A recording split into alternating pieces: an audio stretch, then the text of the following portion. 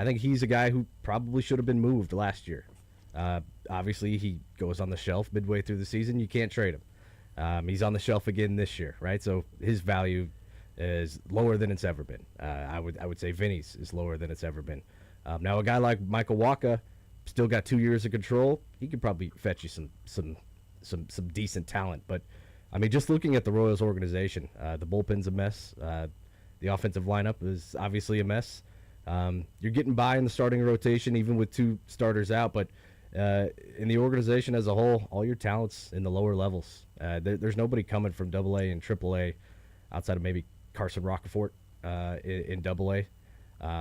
But yeah, all your strong talent, your David Shields, your Kendry Churios, Blake Mitchell, all in high A or low A right now. Multiple years away from making an impact at the big league level. So going forward, how does this team evaluate what they are? Because to make a cross-sport comparison, and he's in the news today, the Chiefs are meeting with L'Jarius Sneed. Yeah. But the Chiefs saw the knee of L'Jarius Sneed and were like, oh my gosh, he is a ticking time bomb. Right. They traded him, got a third-round draft pick. The Titans gave him like a 4-year, $75 million contract. He played 2 years of that, didn't play 2 full seasons, and he got cut. So I'm not saying that Chris Bubich is a ticking time bomb with the injuries, but the Chiefs sold high. They knew what they had, right. And regardless of how they felt about the player of L'Jarius Sneed, they let him go. Yeah, and the Royals cannot make the same mistake again, right? I feel like they're paying the price for, honestly, it's unfortunate, but they're paying the price for believing in their guys a little bit too much, right? And you like that from the front office, I would think, and as a player, I think you would like that your organization believes in you, but it didn't work out this year. The Royals should look at themselves in the mirror, right? And they know what they are, 24-38. Minus 50 run differential, last in the AL Central. What's even more surprising is honestly that the Tigers are right there with you. But yeah, I mean, I'm not saying the Royals have already raised the white flag on this season, but they should, right? If they haven't raised it, it's in their hand. Yeah, exactly. Yeah, they're holding it at the hip right now. Yes, just waiting to. Honestly, they're just indecisive on if they want to fully raise the white flag. That's why you have to take the small wins throughout the season. And I would say a win from the young nucleus's perspective was the 9th inning of last night. I thought the 9th inning was just fantastic from an offensive perspective. You saw Kaggs leading off the inning with a hit. Yep. He had 2 hits yesterday. Did strike out a couple times. But Isaac Collins laid down a fantastic bunt. Yeah. Moved over Tyler Tolbert. Then you saw Michael Massey work a great at-bat. I think it was on the 10th pitch of the at-bat, 3-2 count, poked it into right field, scored Tolbert.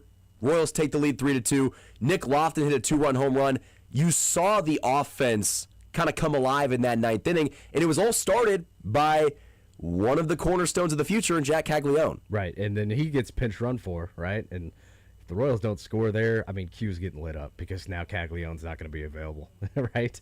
But yeah, it was good to see. Honestly, I kind of wish the Royals' new stadium would be an exact replica of Great American Ballpark in Cincinnati. Be nice. Yeah, you start seeing some homers fly out. I know they shortened the fences at the K this year, but has that worked? Well, the Yankees took advantage of it. The Royals didn't, but the Yankees did. That's a good point. So I mean, yeah, it was great to see them get it done. And Michael Massey over his last 20 games is slashing like over 320. But, you know, we always see flashes from guys like that, like Nick Lofton and Michael Massey. We see flashes, and then they kind of disappear, right? Or in a guy like Massey's case, I'm just waiting for that IL stint to come back for an oblique or a back, right? Yeah. Massey, he's got a 732 OPS, got 5 home runs, 19 RBIs. The only issue that I see... You like that. Like, Massey could be fantastic. A 7, 8, 9 guy, I would say, on a playoff contending team. But it's just, like I said earlier, it's too little too late. 24-38. Well, and my issue is that Massey's 28 years old with a lengthy injury history. And one of the injuries has been a back injury. Mm-hmm. So how can you pencil that guy in to be available. You can't. And that goes for Massey. Obviously, Jonathan India is already out for the year. Cole Reagans, Chris Bubich, it's the same thing. Every time those guys come back, you're going to be like, okay, when's the shoe going to drop? When are we losing them again? And that's been the story of the Royals the last 2 years, really. And again, going back to knowing your roster, you have to know that the two guys that frontline your rotation have injury problems. Yeah. So being able to evaluate the position that you're in and the players that you do have, it's almost the opposite of what Dayton Moore was, because Dayton Moore fell in love with the relationships, fell in love with the guys, and it almost feels like this administration, so to speak, fall in love with the potential, fall in love with maybe what they've seen in the past, like you said, over what we're seeing in front of our eyes, because this is not a good baseball team. They have not been a good baseball team, is it fair to say, since 2024? I mean, they were all right last year. They were above 500, but it was 82-80. Yeah, and last year I think a lot of the blame could be, I would say, put on just some bad luck with injuries for sure. The offense was nowhere near what I thought 24 was, and then this year that trend just reaffirmed itself. It just continued. But yeah, I mean, largely, just think about the additions like Isaac Collins, okay. Lane Thomas, okay. Starling Marte, okay. I mean, those are honestly those are depth pieces, role players. Isaac Collins, switch hitter, yeah, but Milwaukee got rid of him after 1 year, after 119 games, I want to say. Milwaukee's an organization that knows what they're doing, and I'm just not sure how many resources J.J. Piccolo had to upgrade this team. The Royals have spent money, honestly. It's just clearly they didn't do enough in the offseason to upgrade this offense. They overvalued what they had. They expected their studs, their top four hitters, to be the top four hitters that they've been for the last year or two. In Vinny and Bobby and Salvi's case, Michael obviously broke out last year. He's crashed back down to earth this year. And obviously he's not healthy. So Dick Lofton's getting his chance at third base. But yeah, man, it's I just keep looking at the standings. You're out of it. I mean, I don't expect a 25 Cleveland Guardians type run where they were down like 14 and a half games in August and then came back to take the division from Detroit. I don't see that coming from this team at all. Not with the injury concerns that already linger. And the Royals are 18th in payroll in Major League Baseball. You know who doesn't spend more money than them and are towards the bottom of the league? The Rays and Guardians. Rays, Guardians, White Sox, all towards the bottom of the league, all better than you. Yeah. In fact, the Reds are 19th. The Reds have a better record than the Royals do. And I think that is a perfect example that just because you spend money doesn't mean you are going to win baseball games. Mm-hmm. But going back to your point about Lane Thomas and Starling Marte, and I'll even throw Isaac Collins in that group, it's hard to be frustrated at the losing. It's hard to be frustrated with those guys because they're doing their job. They're just, everybody around the league knew the players that they were, and there's a reason why there wasn't that much interest in Lane Thomas or Starling Marte. Marte was signed, 2 weeks before the season started? Yeah, and he's 37. Or was it spring training? He's 37, 38 years old, right? He came in to be a bench bat. I'm not saying the 24 and 38 record is because of him, right? It just wasn't enough, and I obviously the Royals see that now. The Royals sold us on Jack Caglione and Carter Jensen being plus bats and everything else, and I guess Isaac Collins also producing. Yeah, being an upgrade at left field for sure. Which he's been a solid player. He's been an upgrade, yeah. But the issue is if it's Isaac Collins and Lane Thomas and Starling Marte, and Marte's not an everyday player, but if you're banking on those guys to carry the offense or be, they had Lane Thomas hitting in the 3 or 4 spot earlier this year against lefties. Yeah, he'll still do that. He led off one of the games in Cincy. think it was yesterday. His or on-base 2 days percentage ago. is pretty solid, so I understand that thought process. But he's a platoon bat. That's what he is. and that's on the Royals for evaluating their talent and saying we don't have enough. Yeah, that's for the Royals for not seeing that their 36-year-old catcher was going to crash back down to earth and be a 36-year-old catcher. It's going to take him longer to get going. And Salvador Perez, I mean, let's not kid ourselves. He's on borrowed time right now. And the Royals came into this season with him as the option at cleanup, and it's just not working. Did you see Salvi just completely get behind like a 94-mile-an-hour fastball last night? Just completely missed it. Worked the count. They were slider. Got a fastball, just missed it. Yeah. It's like Salvi of 4 years ago. That's going over the wall. Yeah, that's in the second deck in left field. But again, the Royals need to know when to move on from guys. And we always talk about analytic departments.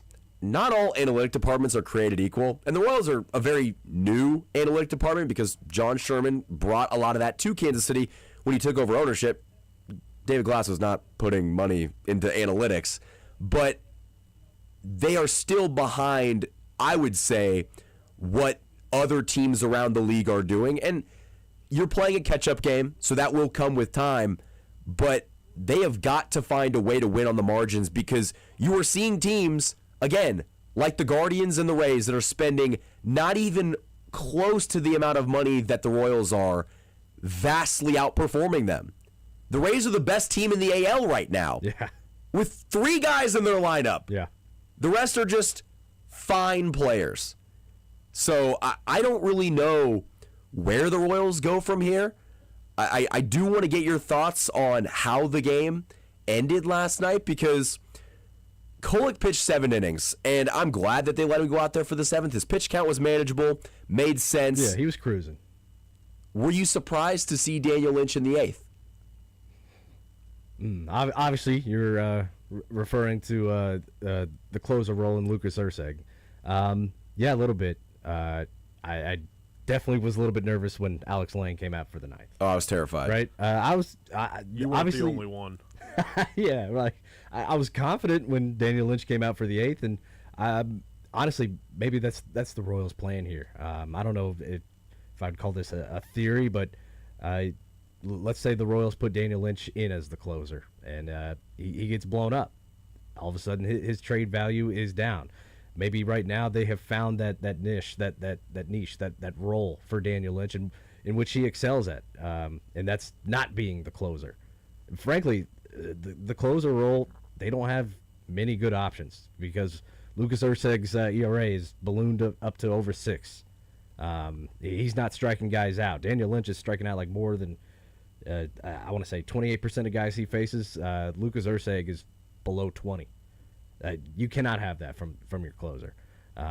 So yeah, Q had to change something up last night, and it was as simple as not putting Lucas Erceg out there.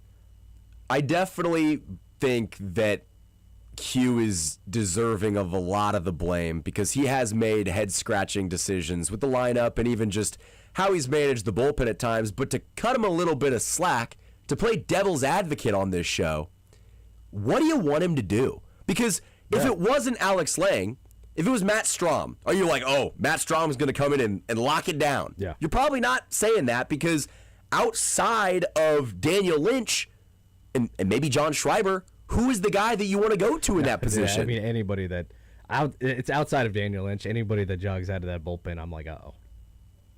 It's John Schreiber included. They're trash. Matt Strahm included. He gave up a solo shot a couple games ago in the 7th or 8th, right? The Reds got 1 run back, and then obviously Erceg blew it. Yeah, cut it to 1 and then That's ended up right. losing the game. Do we think that Matt Strahm's healthy? I know he was coming back from an injury, and then he kind of got rocked against the Reds it was not last night, 2 nights ago. Is this something that he's going to be dealing with the rest of the season? Not like he was lights out before the injury. Right. But, I mean, he was one of the arms that you could count on. And let's be honest, I mean, he's 34, he's 35. You can expect a little bit of a downtick. I think the fastball velo is a little bit down for him. He's not a classic shutdown 8th inning guy, right? He's throwing in the low 90s. That's what the Royals have right now. Not a lot of velo. Guys that can't get swing and misses, Right. and guys that don't throw fast. Yeah, you got to get them out Nice. with some smoke and mirrors. Like that's the Kansas City Royals bullpen this year. It doesn't inspire a ton of confidence. And you know what, Kyle? There's a reason why they suck. Because they can't throw fast. They don't get swings and misses. Yeah. There's a reason why we're talking about them being a garbage can, because they are not doing their job. And, my final question, then we'll take a break. With Lang pitching the ninth, recording a save, I don't expect to see Lucas Ursig pitching in the ninth anytime soon. I assume they're going to try to bring him back slowly and let him pitch in more lower leverage situations, maybe seventh, eighth. Maybe he comes in like that fireman role in the sixth. Right. But is Lang the new closer, or is it literally just, hey, this guy's good to go tonight, let's just try it? Yeah. And on Urseg, I'll believe it when I see it, because after he blew that game, I think pregame yesterday, Q said, yeah, we'll look at the ninth inning, situation by situation, see what we have, and Lucas is a guy that we trust. I'll believe it when I see it. If he comes in to the sixth, during like a 5-3 ball game, okay. Q's trying to shake things up, or Lucas's role, he's been demoted a little bit to lower leverage situations. Yeah, I'll believe it when I see it there, but. Frankly, it doesn't matter who the closer is, because the Royals don't have a closer. Their closer went down in the first series of the year. And who knows when he's coming back? They've been. We'll see. Probably never. Well, if I put the over-under at the All-Star break for Carlos Estevez to return, you know what? Not even to return to the big league level, to make a rehab start in yeah. Omaha. Right. Would you take it? Over or under the All-Star break? I don't think we see him until August. At the big league level or in Omaha? Oh. All right, yeah, we may see him in Omaha in July. And he's not somebody that you can count on this year. no. Oh, and this is his last year under contract too, right? Yeah. I don't know if we're going to see Carlos Estevez And that's pitch another again. that's another unfortunate thing. Not to just bring the morale down even more, but that was a trade candidate that has lost all value. Yeah. Well, he also did that to himself with the lack of ramping up in the offseason and coming into spring training throwing high 80s. Right. And, he that's what he did his first year with Kansas City. And then, obviously he got back to that mid-90s and then led all of Major Leagues with 42 saves. Losing that guy obviously put a giant wrench into things.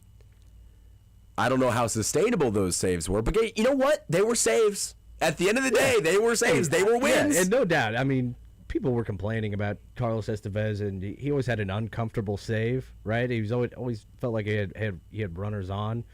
But good God, wouldn't we all do anything to have 42 uncomfortable saves on this team? I would right take now? some uncomfortable saves from Lucas Ursig instead of the blown ones. Yes, That'd be nice. Yes, That'd 100%. be nice. Yeah, that makes three of us. But I will say the positives from last night: the Royals win 5-2. They take the series in Cincinnati. They win their first series since the Mariners at home was it a week ago?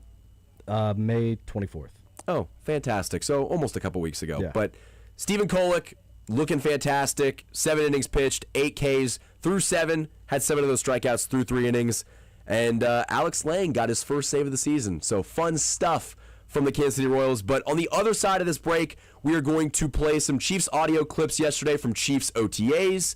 We've got Matt Lane in the 11, Price Carter in the noon. Hypothetically speaking at 1, you guys are listening to The Zone on Sports Radio 810 WHP.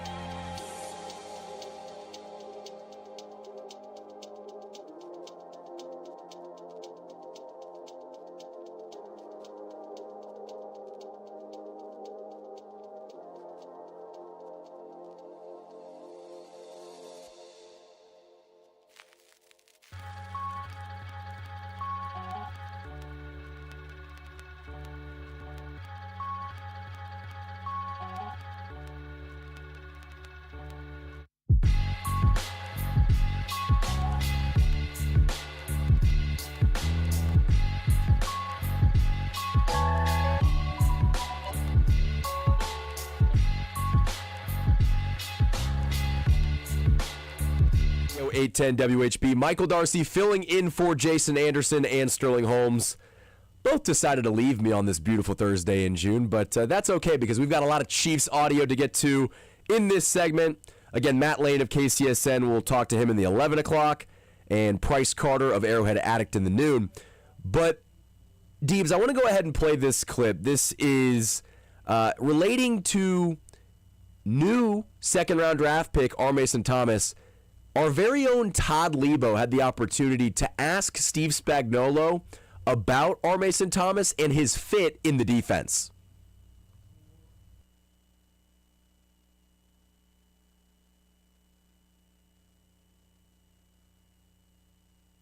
Was the fodder about that? What did you like about it? That was the fodder, huh? I need to get that question answered first.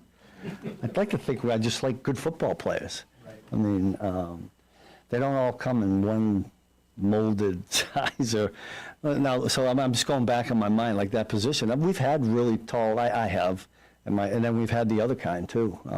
And our Mason is not the tall, long guy, but the thing that stuck out and it stuck out to Brett, myself, all the scouts was his get off.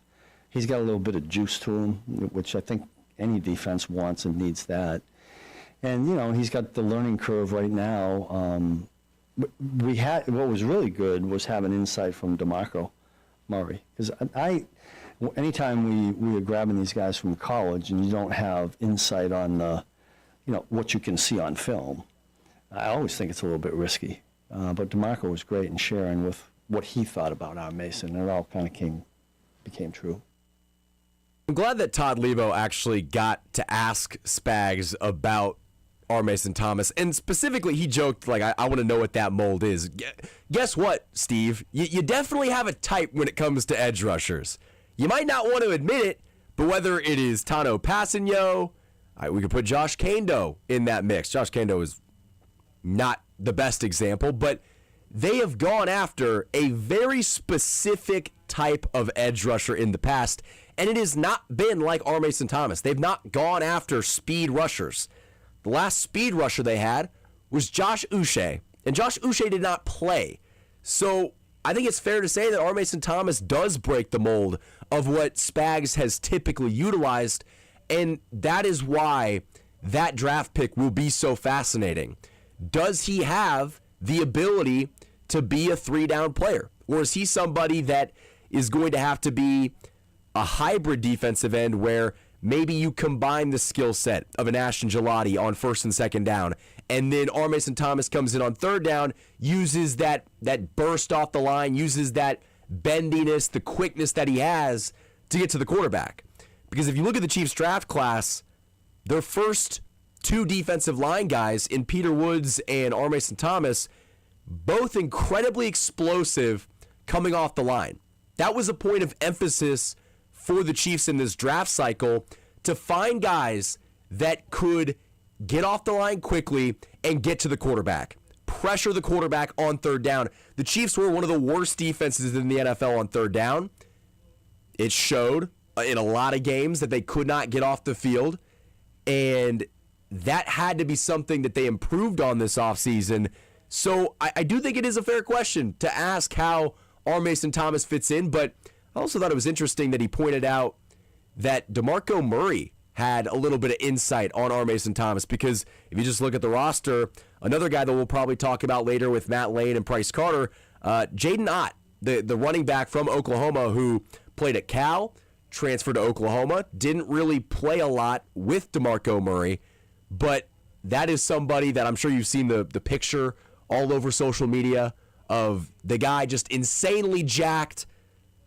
I don't know where he fits in a very crowded running back room, or if he has the size to be a fullback, but I do think that the Oklahoma connection definitely helped when it come to the scouting profile on our Mason Thomas, but they're really banking on their two rookies on the defensive line to force pressure, because we've talked about the wide receiver room a lot and how they need a body or two. The defensive line needs an edge rusher or two, because if R. Mason Thomas is not living up to the hype, is not able to see the field his rookie season, who's it going to be? Is it going to be Felix Anudike Uzama? Is it going to be a practice squad guy if injuries happen to that room? Speaking of injuries, Joe Cullen had the opportunity to talk, yesterday to the media, and he shared a little bit of insight on George Karlaftis and what he was maybe dealing with last year. Well, one of the things, and George doesn't say anything, but he broke his hand. I mean, he had a broken hand and didn't miss a game. And he had to have surgery during the bye week. And that was his power hand. So we where he likes to use his right hand and power there. So he's just healthy and he's excited, and it's going into his 5th year. And he knows the defense like the back of his hand. He knows Spags' defense and our defense well. And, I'm excited for him to have a great year. Did he give any thought to sitting out? No, not at all. I had another guy in my career had the same injury, Gerald McCoy, and his happened right before the bye, and he came in with a big cast on. The second play that he had a sack with it, and then he just mentally, but no, he was the same way. George was the same way. So George Karlaftis broke his hand, his power hand, had surgery over the bye week. That would explain why he had a down season, amongst other things. The entire defensive line as a whole had a down season, but he had 25 solo tackles and 6 sacks. And that's something that, you don't want to look down at 6 sacks, but is it fair to say that if he has 6 sacks in 2026, it's relatively disappointing? In 2023, he had 10.5.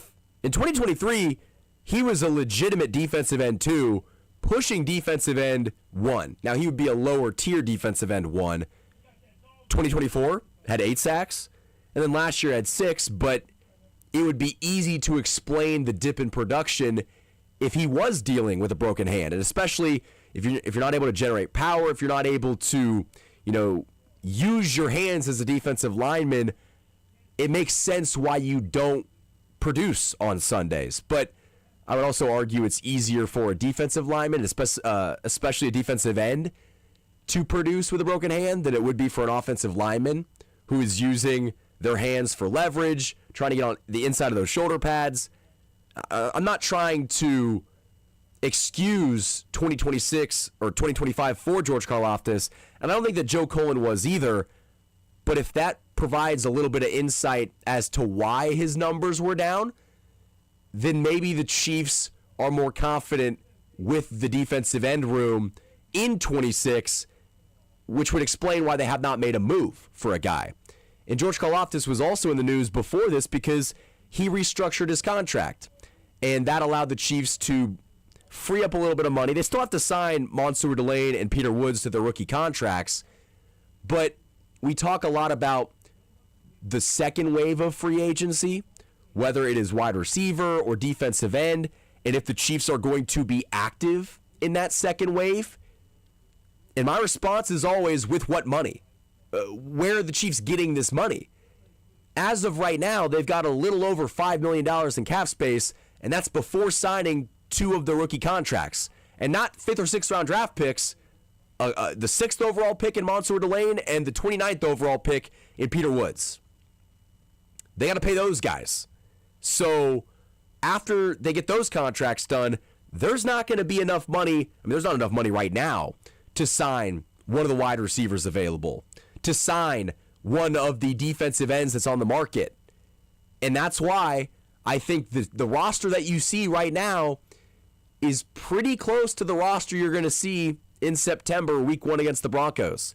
I don't know if there's going to be any late off-season acquisitions because I just don't think they've got the money. And they could always make some more money by restructuring Creed Humphrey or Trey Smith, potentially Chris Jones. I would be pretty disappointed if they did restructure Chris Jones' contract because he's got a top 5 cap hit in the NFL. You don't want to spread that out because you want to take your medicine now. They figured out their salary cap up until this point without restructuring it. I would be frustrated if they restructured it to sign a Cam Jordan or a Von Miller when that's great, but those 2 players are 1-year rentals. And they would raise the floor of the defensive end room, but are they the difference between being a playoff contender and a Super Bowl contender? I'm not sure. And going back to the Chiefs coaching staff and the wide receiver room, they are banking on one man getting the most out of the talent that they already have. Chad O'Shea, the new wide receivers coach, had the opportunity to speak to the media for the first time the other day, and he gave his thoughts on the wide receiver room and the talent that is there. I think there's guys that do a lot of things well and do different things well. So that was exciting for me just to jump right in, and obviously had respect on the outside looking in, but now I get a chance to really work with these guys, get in the meeting room, get on the field, and they have not disappointed me. And the one thing that's been outstanding about the whole group, and I know Coach Reed believes strongly in it, is the way that they work. They've been tremendous as far as their work ethic and their attitude and the way they've accepted coaching. You know, it might be a different style maybe than what they've had or didn't have, and they've accepted that, and they've done a great job of that. Well, I'll say this. Chad O'Shea is definitely a different style than Connor Embry. And I'm not trying to dunk on Connor Embry, but there is experience, there's a pedigree with Chad O'Shea. As with Connor Embry, we don't know. We were not in the meeting rooms. We did not see on a daily basis the impact that he had. But it's interesting that the Chiefs have not made a move at wide receiver, and I think a large portion of that is because A, they don't have cap space, and B, they believe that Chad O'Shea can get the most out of Jalen Royals and Cyrus Allen and Xavier Worthy, the guys that are on this roster, that they can be good enough to compete for a playoff spot in 2026. On the other side of this break, we're going to wrap up the first hour. You're listening to The Zone on Sports Radio 810 WHP.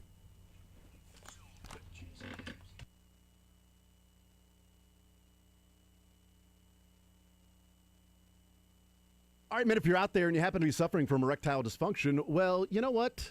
It's...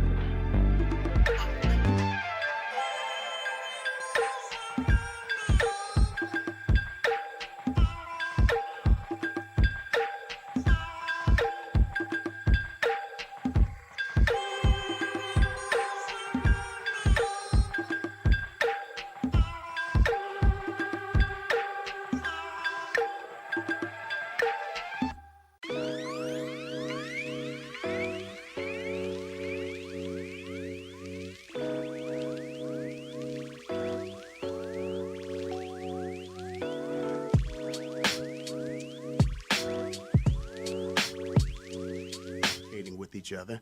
Now there's a problem within the huddle, and that impacts everything.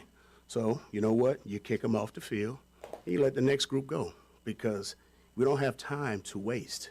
We have to continue moving forward. But now we can utilize that particular moment, as a life lesson moving forward. Now, because if that was to happen on a game day, hell, we hear it from you guys, right? We burned the timeout, coming out after a timeout. I mean, hell, we get a 15-yard penalty. Everybody's booing the hell out of us. Shit, I mean, it'd be bad. You know what I mean? So those lessons need to be taught when those situations present themselves. Isn't it great to have Eric Bieniemy back in Kansas City? We talk all the time that he's going to bring accountability, but he makes a really good point about over-communication. You can never have too much over-communication on the football field. Usually those lapses in judgment, the mistakes, are made because guys are not communicating with each other. It's nice to hear Eric Bieniemy communicate on a press conference. Yes. I love him. He's the best. He communicates loudly on the football field. I'm sure a lot of those rookies are going to get to hear it up close and personal. And it's funny because they were talking to Pat, it would have been last week, just about what the initial impression for some of the rookies was of having Bieniemy out there. And he was just talking about how it's definitely a culture shock if you've never heard it before. But if he's that intense during OTAs in June, I can only imagine what he would be like at training camp in July in that St. Joe heat. Matt Lane of KCSN up next.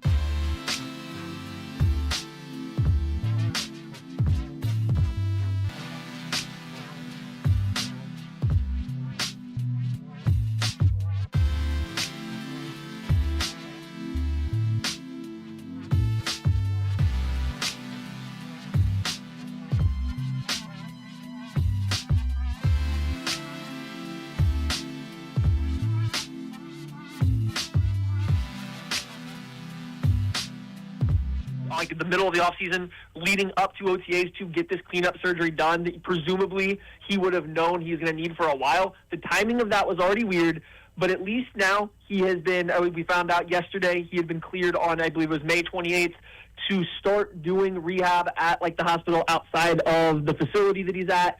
And so that's probably good news, and being moved to general population within the facility probably or hopefully means that he is feeling good. He is able to step up his recovery process to being more, maybe getting actively into some of the physical therapy aspect, the moving around, trying to exercise and stuff like that. Like, you can put a positive spin on all the information that we have heard about what has happened in regards to him and his recovery lately. So we've got to cross our fingers and hope that's what we're getting. I really don't think we're going to have any idea until we get to training camp where he's at in this process. Matt Lane of KCSN is our guest. Speaking of knee injuries and coming back from those, the Chiefs are meeting with former friend cornerback L'Jarius Sneed today. What were your initial thoughts to that, and would you welcome a reunion with L'Jarius Sneed? It's fine. I'm okay with it. I don't, from what we saw with L'Jarius Sneed with the Tennessee Titans, I don't really think that he is competing for significant snaps on the Chiefs. And, like, I understand that the Chiefs' quarterback room is unproven and everything, but I don't think Sneed with the Titans was playing any better football than what the Chiefs saw in limited games, but saw from Christian Fulton last year. So I don't see some kind of rush to go out there and sign him. If he wants to come back to Kansas City and it's kind of as in like, hey, I know I'm at the bottom of the totem pole, I'm just kind of here to compete, to help the young guys learn and stuff like that, I can see an avenue. It obviously wouldn't be a bad idea if he's not eating into the very limited cap space they have created recently. It's just I have a hard time seeing, based on what we saw in Tennessee, I just have a hard time seeing him rebound and come back to getting to like that starter or even just kind of useful rotational level player. It looks like he has kind of hit that downside of his career given the knee injuries he had happened to deal with. Unless it was entirely circumstantial in Tennessee, which, again, the Chiefs will have a better idea about than we do. But the play for him had not been great the last few games that he's been able to make it on the field. No, and just his durability. It really, we talked about in the first hour that the Royals have done a poor job just evaluating when to move on from guys. And the Chiefs, they knew that L'Jarius Sneed was a ticking time bomb, and that knee, he did a great job to stay on the field in Kansas City and was a part of that back-to-back Super Bowl team, but it seemed like ever since he left, he has been pretty much dealing with that knee injury on a weekly basis, and it kept him off the field a lot in Tennessee. And I guess I would be okay with the move if it was for depth. I'm a little concerned that it could be an indictment on what they think about Christian Fulton and his health status and maybe the lack of depth they have at that position, but you can really look at the defense overall and maybe question some of their depth at different positions. But I want to ask you, because one of the things that has come out from OTAs is that Cooper McDonald might take over a lot of the Leo Chenal role, or at least be one of the candidates to do so. Between the two guys, Cooper McDonald and Jeffrey Bassa, who do you think is going to get more run for the Chiefs in 26? I would lean Cooper McDonald as of right now. Specifically for what you said is like the linebacker position that has opened up with the loss of Leo Chenal is going to be a little bit more of a physical guy. It can be someone that you're playing on the line of scrimmage. You're moving around to essentially just counteract teams going with heavy offensive personnel, and that's not Jeffrey Bassa's game.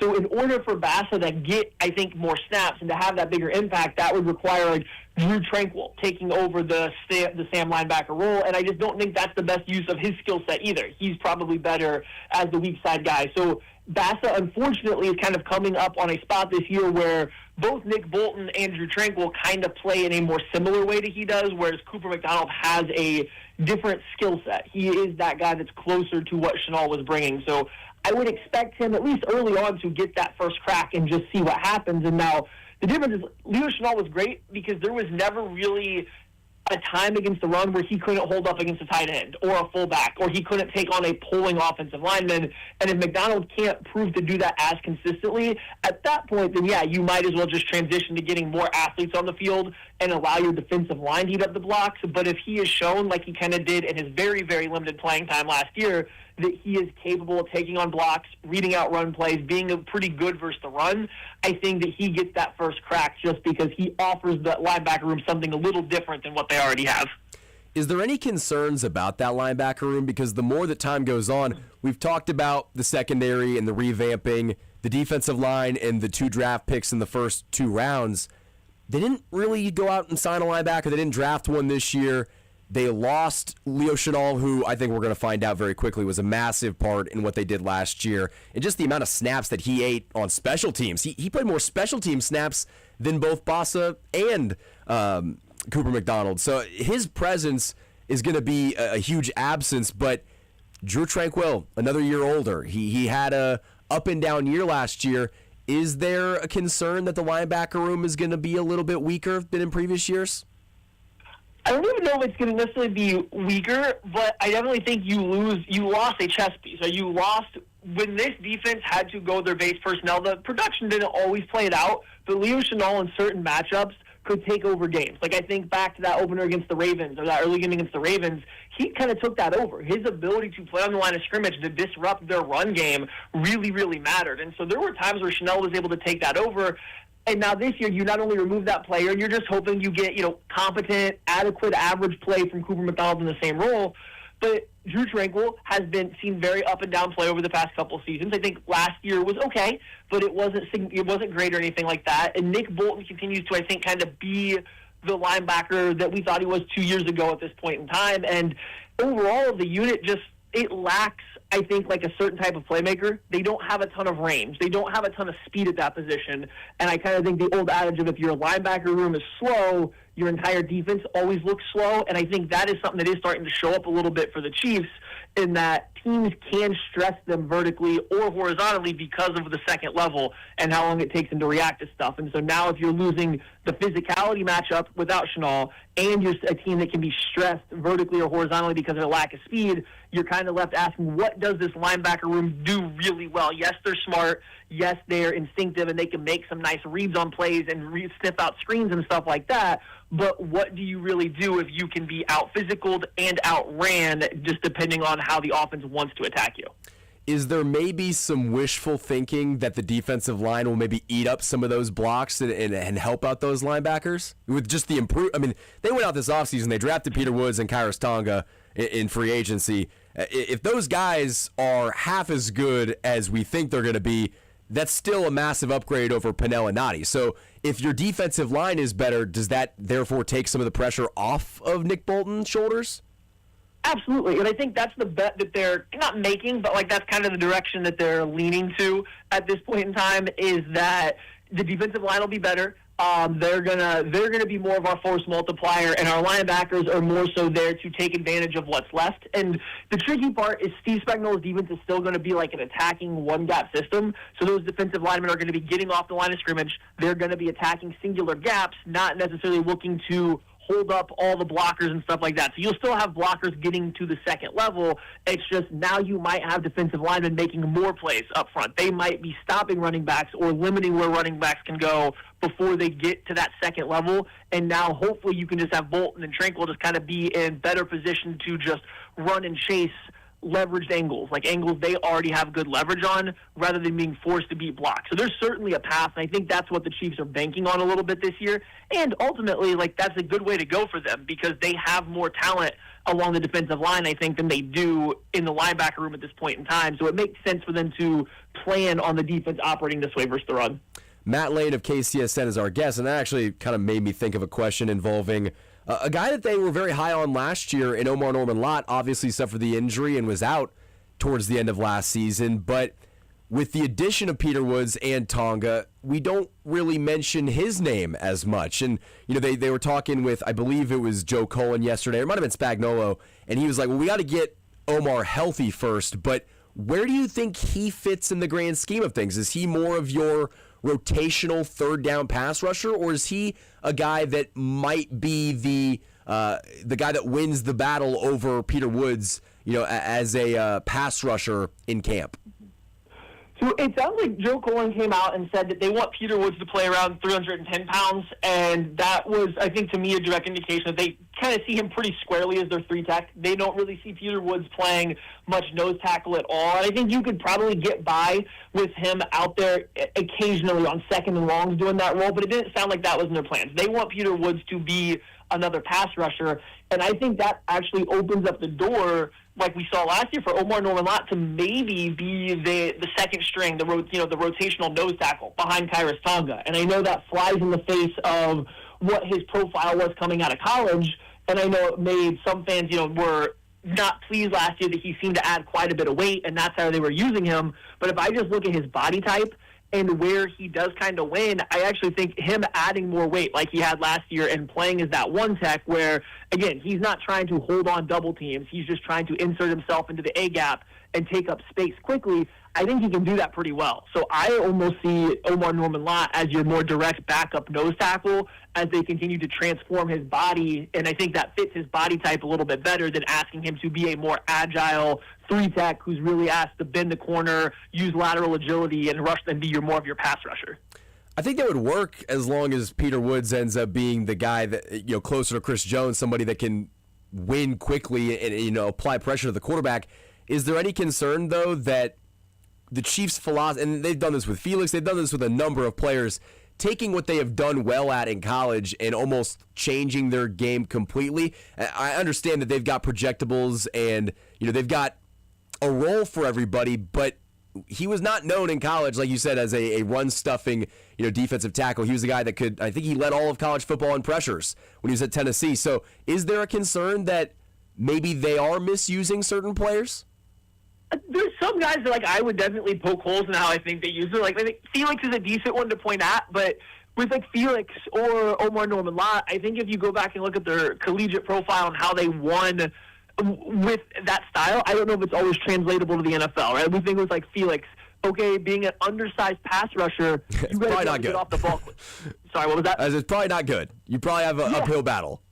Right, but if you have his get off, his ability to get off the ball is just it's so slow and delayed. And I don't mean that to tear him down, but if you can't get off the ball fast, you can't really utilize that speed around the edge. And so now being undersized and not fast off the ball, you're no longer playing fast. You're no longer playing like an undersized speed rusher. So him adding weight makes sense. I think for Omar Norman-Lott, he was very, very efficient as a pass rusher at Tennessee, but it came in limited snaps. And you look at what Alati did, it was just kind of slanting and taking advantage of collegiate interior offensive linemen who couldn't beat him to their spots. And I think in the NFL that changes. So some guys, I definitely pick some nits with what they're doing with their body composition. But I think those two guys, they found certain traits they liked and said, okay, we think you can do this in the NFL a little bit better. Let's try that, because some of the things that you did good in college worked in college, not necessarily the NFL. So we're going to give them the benefit of the doubt for one more year. Now, if we get to the end of this next season, or I guess maybe his third year,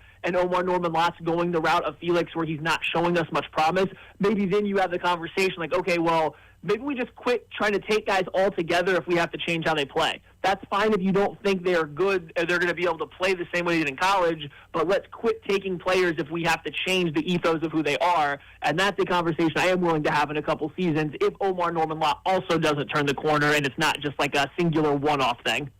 Referencing Felix Uzama, he's going into the final year of his rookie contract, and with how they've positioned the defensive end room, it's George Karlaftis, Ashton Gelati, R. Mason Thomas, and Felix Uzama. And if you see an injury occur in that room, then Felix could potentially be your starter. And so they don't really have a lot of depth in that room. So I guess it's a two-part question. Do you think that Felix is going to be more relied upon in that defensive end room this year? And if so, what do you think he could provide? Because the pass rush has not been there. He has been solid in stopping the run, and there's value in that. But I see Ashton Gelati as that. George Karlaftis stops the run at a very high level. Where is the pass rush coming from? Yeah, and the pass rush is coming from the same thing it has been for years. It's Chris Jones, and it's Steve Spagnuolo dialing up blitzes based on what Chris Jones does, right? The way this defense operates as pass rushers, it's Chris Jones go create havoc, and our other three guys are going to clean up your mess. And sometimes that's a positive mess. Sometimes it's a negative mess, and he just kind of leaves a gap that they have to cover. But that's kind of what the plan's been. And then Spags obviously sprinkles in his blitz package and stuff with it. The issue is I think you're getting to the point where Chris Jones can't be relied on doing that every time they need him to. They need another pick. They need something else to create pressure besides Chris Jones or Spags blitzes, and that's where I think you would hope that our Mason Thomas can add something with a little bit of juice off the edge. That's where you hope Peter Woods can come in even as a rookie and be another guy you can trust to win one-on-one, because George Karlaftis is a very good, solid NFL defensive end, but he's at his best kind of cleaning stuff up once somebody else makes it messy. And I think they have a lot of defensive linemen that win that way, that play that way. And so you're hoping that Peter Woods, that our Mason Thomas don't. As for Felix, I think he's kind of just heading down the path to where he's going to be a role player, where maybe he is more of a run defender. And like we've seen them use Mike Dana, even Charles Omenihu a little bit for them, although I know for that like stretch in the playoffs before he tore his ACL, he was starting to come alive as a pass rusher a little bit that first year. Those guys were more run-first players, and then they would do the contain work. They would be the guy that takes on a block, or they would scrape over the top when the quarterback tried to scramble away from the early pressure.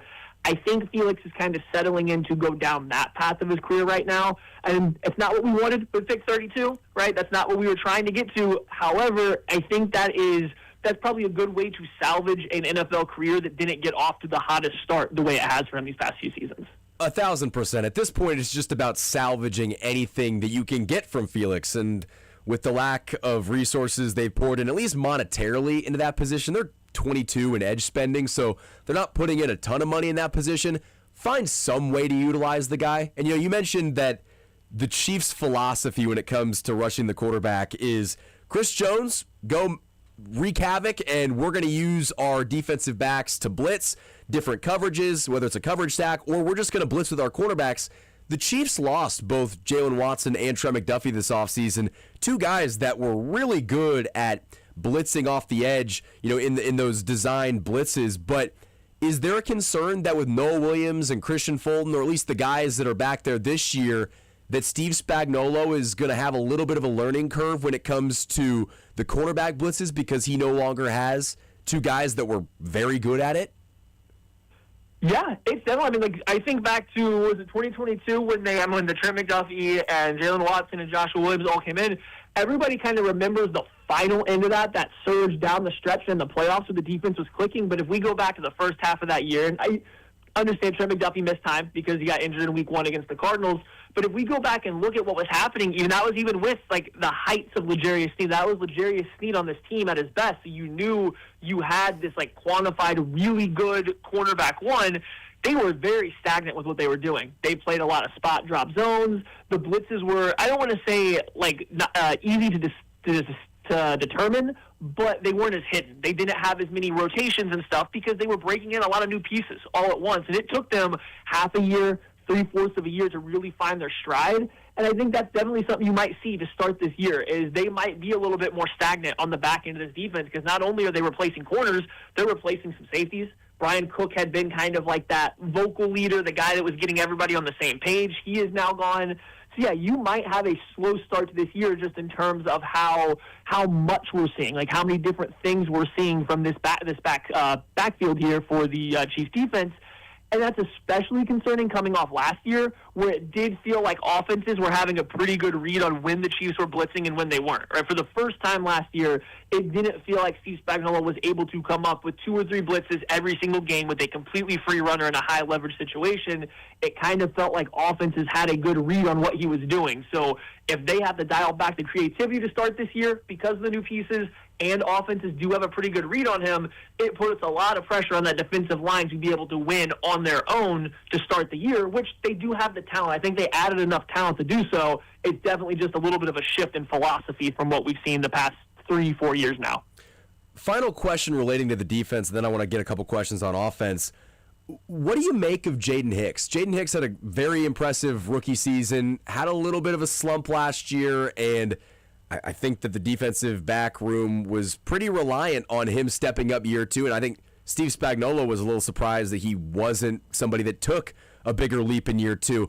Do you think that he could be more of that Chamari Connor box safety? Like, does he have that role on this team, or is he going to have to maybe sit behind Shamari Connor, who hopefully with the addition of either Kader Kohu or Kennedy are going to take the slot over so he can be more of that safety in the box? Do you think that this could be a year that Jaden Hicks breaks out, or is it going to be another year of wondering where was that rookie season, Jaden Hicks? I think you're probably going to get Shamari Connor starting at safety, and I think that's okay. I think Connor's actually been fine when he's playing at safety, not in the slot. Like when he's not playing as a slot corner but as an actual safety, I think Shamari Connor has probably shown us better highs and better lows than what we saw from Jaden Hicks in both regards. So I think Gilman and Connor will be your starting safeties. Maybe sliding Hicks back to a very clear-cut, you're just our safety 3. It's not, hey, sometimes you're a starting safety because Connor's down in the slot. Sometimes you're the box safety. Sometimes you're this. Just kind of limiting the scope on what he's going to do by being truly a safety 3, I think would go a long way in getting him back on track where he was with a rookie year. And so maybe the reversion, like maybe this defense having to be a little bit less creative this next year, be a little bit more, I don't want to say stagnant, but be a little bit more straightforward, maybe that'll be good for Hicks and his development to get his feet back under him, because I thought last year at times it seemed like his head was spinning a little bit with all the extra stuff that Spags likes to do and asking all these different defensive backs to do these different assignments on any given play. So maybe simplifying it a little bit because of the players they have around will allow Hicks to get back in kind of on the path where we thought he was at the end of his rookie year. Matt Lane of KCSN is our guest. Matt, a couple more questions for you on the offensive side of the ball. Chad O'Shea, the new wide receivers coach, spoke to the media yesterday and had a lot of very interesting things to say about the room as a whole, and spoke very glowingly about Xavier Worthy and the speed that he possesses. Going into 2026, with the uncertainty in the wide receiver room, how important is it going to be for Xavier Worthy to establish himself as a high upside wide receiver 2 on this team? And if he doesn't, what does that mean for the entire room? Yeah, Eric Bieniemy and Chad O'Shea had a lot of glowing praise to say about Xavier Worthy, specifically talking about him off the field and his IQ, which is good to hear. And I know Andy Reid and Steve Sarkisian, his coach at Texas, kind of echoed those same things coming out of the draft. So this is nothing new, but it is nice to continue to hear. And I think this is setting up the Chiefs when we they're buttoned up tight in their pressers, but I think when you come out of a press conference day like this where everyone's at the facility for OTAs and there's a very clear and distinct message, which for the wide receiver room has been, hey, Xavier Worthy's kind of a dude this year, they really need him. The team feels the pressure for him to be a guy. The team feels the pressure for him to show, not only return to more of the rookie year form, but also show some progress. And hopefully he does, because if he doesn't, and it's just kind of like, okay, he's a useful second or third wide receiver, we can do some really fun stuff with him, but it's hard to trust him to take on this big level of responsibility that we need, then that's going to put them in a tricky spot where Rashee Rice is likely gone at the end of the year. You don't have this huge trust in Xavier Worthy to step up and really take on a good number 2 or even low-end number 1 wide receiver role, and you might also be losing Travis Kelce. That just throws the entire passing game out into the wild, and you got to figure out what to do. So I think the team is feeling the pressure to see what Worthy's ultimate upside is going to be in this league, and it's year 3. It's time to find that out. You don't really have much longer to wait after this point in time. I was going to say, it's now or never for Xavier Worthy, and based on what Christian Watson just got paid in Green Bay, if he puts up 800 yards, Matt, we might be talking about him getting $100+ million eventually at some point. So there's a lot of reason to be optimistic, but I think the Chiefs need something out of Xavier Worthy, and they need him to be a high wide receiver 2, if not a wide receiver 1, because if it's not going to be from him, who is it going to be from? I mean, I'm looking at guys like Cyrus Allen and Jalen Royals. Jalen Royals was a non-factor last year, and Cyrus Allen's a rookie. Between those two guys, who do you think is going to be the more productive guy in year 1? So this is where it kind of becomes a Rashee Rice question again. If Rashee Rice is able to go out there and play to his normal play on the field, I feel like I would lean Cyrus Allen because he does something a little different. Like his skill set is different than Worthy, than Tyquan Thornton, than Rashee Rice. So there's an avenue for him to see the field as a man-beating wide receiver. He can get open. He's a really good, crisp route runner. Whereas Jalen Royals, I think, shares a lot more similarities with Rice, especially early career Rice, where it was like, hey, get the ball in his hands and then let his natural athleticism take over. We'll let him just kind of be an athlete. We'll just kind of have him run to space and do stuff. So if Rashee Rice is available to do those things, I kind of have a harder time seeing where Royals slots in. But if Rashee Rice is hampered by the injury at all, if he's slowed down or anything like that, then you could see Royals de facto get those reps because of that similar skill set, which gives him a pretty easy path to have a big impact this year. It's just kind of, I have a hard time seeing it come in conjunction with Rashee Rice since they have so much crossover in their game. And that would be one of the positives if Rashee Rice is missing time or if he's just not on the football field, because I want to know what the Chiefs have in Jalen Royals. And we talked a lot about it last year coming out of the draft. Royals has that big playability. I think he led all of FBS in 50-plus yard touchdown catch. Like, this is a guy that can stretch the field, but also he's a bigger body wide receiver that I don't know if he fits, like, you know, to your point, I don't know if he fits with the way that the wide receiver room is currently constructed, but you've got more years of team control with Jalen Royals than you do with Rashee Rice. And very similar to Xavier Worthy, you need to figure out what you have in these guys from a analysis standpoint, from a roster building standpoint, because next year your wide receiver room is going to look a lot different just with the departures of Rashee Rice likely, and then, you know, there's just turnover in the NFL each and every single year. But Matt Lane, great stuff as always. I appreciate you coming on the show. Thanks so much, my friend. Oh, thank you so much for having me on here, and I appreciate the time. And yeah, anytime you want to talk ball, I'm always here, so thank you. Well, I appreciate it. Matt Lane of KCSN, KC Laboratory Podcast. We are going to hear a little bit more from the Chiefs OTA interviews from yesterday. More Zone coming up next.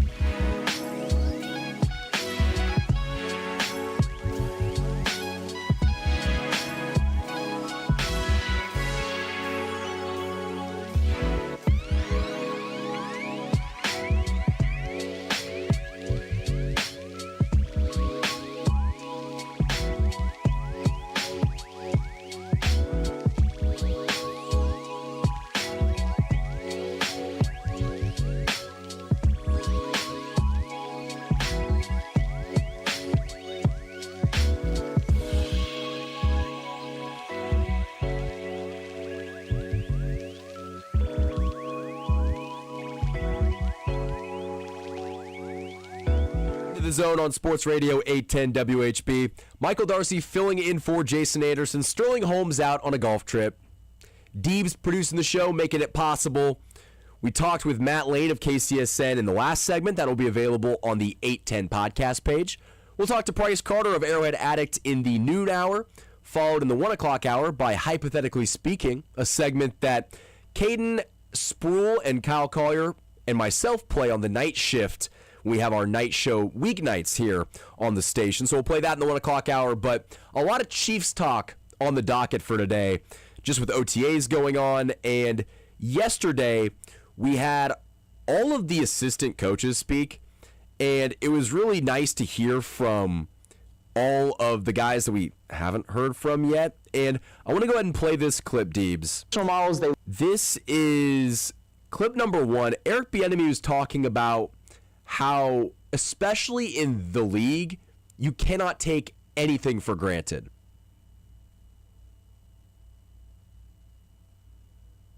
Is going to be some troubles that they might run into if there's... Well, we are working on that, but essentially Eric Bieniemy was talking about how in the NFL you can't take anything for granted. Everything has to be earned on every single day, and that you got to show up to work and earn it. And there's a lot of guys on this team that have to go out there and earn it. Now, there's a lot of positions that need to be filled this offseason, just with all the holes on the roster. So here's this clip. This is Eric Bieniemy talking about taking nothing for granted. There's an imaginary sign outside the door. We're hiring all applicants. But at the end of the day, we want these guys to make sure that they're reapplying every single day. We can't get comfortable being comfortable and not enjoying the fundamentals that we have to work on every single day. And I think that's more than anything that we have to do. And so we got to get comfortable being uncomfortable. But on top of that, we got to continue to work. We can't get bored with the little things that's going to help us to grow. And when I say the little things, it's just not necessarily taking place on the football field. It's how we enter the building. It's what we're doing in the weight room. It's what we're doing in the training room. It's what we're doing in our meeting room. So we got to make sure that we're not taking anything for granted, because those little things end up adding up for either good reasons or bad reasons. So we just want to make sure that our perception becomes our reality. Isn't Eric Bieniemy just a fortune cookie of sayings? Oh, yeah. Deebs, do you show up every day and apply for this job? You apply yourself to this job every single day. You have to. You got to earn it. You think you can get behind the microphone without earning it every single day? I do think Eric Bieniemy, he's a joy to listen to, but at the same time, he is he is the most coach sayings coach that I've heard in quite some time. Yeah, it's probably why I like him. I love Coach Speak. I do too. Listen, and Coach Speak will fire you up, especially because he mentioned about showing up to work and going into the meeting room and taking that seriously. And we're not in the meeting rooms, but there will be a attention to detail in those meeting rooms. And the hope is that the position groups, especially, wide receiver and running back, those positions will be better this year because of the new coaching staff. And Eric Bieniemy talked about Kenneth Walker, the new running back addition, and kind of how he fits in the offense and just the kind of worker that he is. First of all, what I want Kenneth to work at is just understanding that we just have to become a better player when the ball is not in our hands, okay? I know exactly what he's going to do and what he's capable of when the ball is in his hands. So now when the ball is not in his hands, what value is he going to add? We have to do a great job protecting the quarterback, and then we got to do a great job of being a route runner on the perimeter. So those are the little things that we're working on. And understanding that, too, we're working on him being the efficient runner that we want him to be within our scheme. And you know what? He's doing a heck of a job. I think that was a really good point about how Kenneth Walker needs to impact the game when the ball is not in his hands. Whether it's as a decoy, leaking out of the backfield on third down, a threat catching the ball, pass protection. We so often talk about how on third down, the running back in Kansas City, whether it was Isaiah Pacheco, Kareem Hunt, in a obvious passing situation, the running back needs to be able to block. He needs to be excellent in pass protection. And there's been criticism about Kenneth Walker's pass pro. and especially catching the football. Now, there could be an argument that he just wasn't utilized properly in Seattle when it comes to the passing game.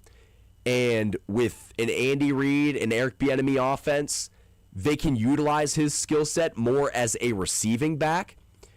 But it's going to be crucial that he can pick up the blind side of Patrick Mahomes. He can pick up his blocking assignment, because that is what is going to separate his ability from being out there every single down versus being a guy that can be out there first and second down and provide that juice. But I think there's less concerns about Kenneth Walker being solid in pass pro versus somebody like Emmett Johnson, who coming into this offense knows he is the backup running back, but if he wants to see the field, he has to develop the pass protection element of his game. If you can see Emmett Johnson take that step in being a good pass blocker, in being somebody that can be on the field on third down, with his ability to catch the ball and make a play in space, the Chiefs have quite a two-headed monster in Kenneth Walker and Emmett Johnson. And that's why I'm super excited to see what those two guys can do on the field at the same time. And I'm sure Andy Reid and Patrick Mahomes are as well. They've never had a talent like Kenneth Walker. Was excellent last year, the Super Bowl MVP. He needs to continue that success in Kansas City, because with the abysmal running back production they've gotten over the past couple years and the money they're paying him, there is an expectation that Patrick Mahomes will get his first 1,000-yard rusher, which is just insane that almost a decade into his career, Patrick Mahomes has never had a guy rush for 1,000 yards. You want to talk about a crazy stat. But Steve Spagnuolo talked about a couple of the rookies. Deebs, this is Delane. This was Steve Spagnuolo talking about the 6th overall pick in Mansour Delane. He jumped out on tape. There was no question about that. I think we all felt like he was the top corner in this class. I kind of was real intrigued by his story. I think he could have came out after his last year there at Maryland or thought about it, but it felt like to me, or the information that we gathered, was that he wanted to be challenged a little bit more, so you go to LSU. I think that speaks volumes about a guy, and he had a really good year at LSU, so hopeful that he's on that kind of track and he can be a good player for us. A little bit of correcting. Mansour Delane never played at Maryland. He played at Virginia Tech before transferring to LSU. But I do think that the Chiefs got their guy at 6. And there was a lot of conversation about the Chiefs drafting an edge rusher, Reuben Bain. The Chiefs need to get that blue chip player that can affect the game on the defensive line, somebody that can sack the quarterback. And when Mansour Delane's name was announced in Pittsburgh, I was definitely surprised. I was there for the station covering the draft in Pittsburgh, and we were talking about how when the Chiefs traded up, it was going to be for Reuben Bain. It just felt like the obvious pick. And if it wasn't going to be Reuben Bain, it likely would have been for a wide receiver. And it was neither of those guys. But I think as media, we downplayed the loss of both Trent McDuffie and Jalen Watson and just the amount of talent that the secondary lost this year. And so by adding Mansour Delane, who is a blue chip player, the best corner in the class, that allows them to revamp that group. And I think you're going to see very quickly that the Chiefs made the right decision by drafting Delane at 6. And they got the pass rusher. They got the guy that they think can make a difference on the defensive line at pick 29. This is Steve Spagnuolo talking about their second first-round draft pick in Clemson defensive tackle Peter Woods. I've been really, really impressed with Pete. Like not only what he does on the field, but like the way he carries himself in the hallways. I think I've said this to you guys before. When you stand up in front of him in a unit meeting, you can see all the faces. I mean, you know whether they're in tune or. I mean, he's like focused, and that's a good thing, especially for a lineman. He seems like he's got football get it. I thought he made a couple of good plays today, so real hopeful for him. They better be hopeful for him because they're putting a lot of stock in Peter Woods and Omar Norman Lott and R. Mason Thomas being real players on this defense, and specifically R. Mason Thomas and Peter Woods. I like that he is focused in the meetings and that there is that eagerness to learn. And you can almost tell that this is OTAs and not training camp, because we're not talking about the play on the field. We're talking about the other intangibles, whether it was wide receivers coach Chad O'Shea talking about the intellect of Xavier Worthy and how bright he is and how he carries himself. Same thing could be said with Peter Woods and Steve Spagnuolo talking about him. And this is the stage of the offseason where the players are learning the offense and defense collectively. The offense should look vastly different this year, at least from a scheme perspective. That's why it's so beneficial that even though this is not mandatory OTAs, mandatory minicamp is coming up. I believe it's June 9th to the 11th, but you're seeing a lot of the teams show up in this voluntary cycle and show up in the meetings, and that will help them collectively be a better unit come training camp, when it actually matters, when we actually can watch these guys take the field. And that is where we're going to have a much better gauge of where these players are going to fit. We'll have a better idea of, is Peter Woods getting reps with the first team defense? Is Monsieur Delane starting right away? He better be starting right away. But we're going to find out a lot more about R. Mason Thomas and just overall how the Chiefs valued some of the players that they brought in this offseason. It's a very different roster. It's a very young team, and it's going to take training camp in St. Joe to figure out how all of those pieces of the puzzle are going to come together. We're going to have one more segment in this hour, and in the noon o'clock, we're going to talk to Price Carter of Arrowhead Addict. More Zone coming up next.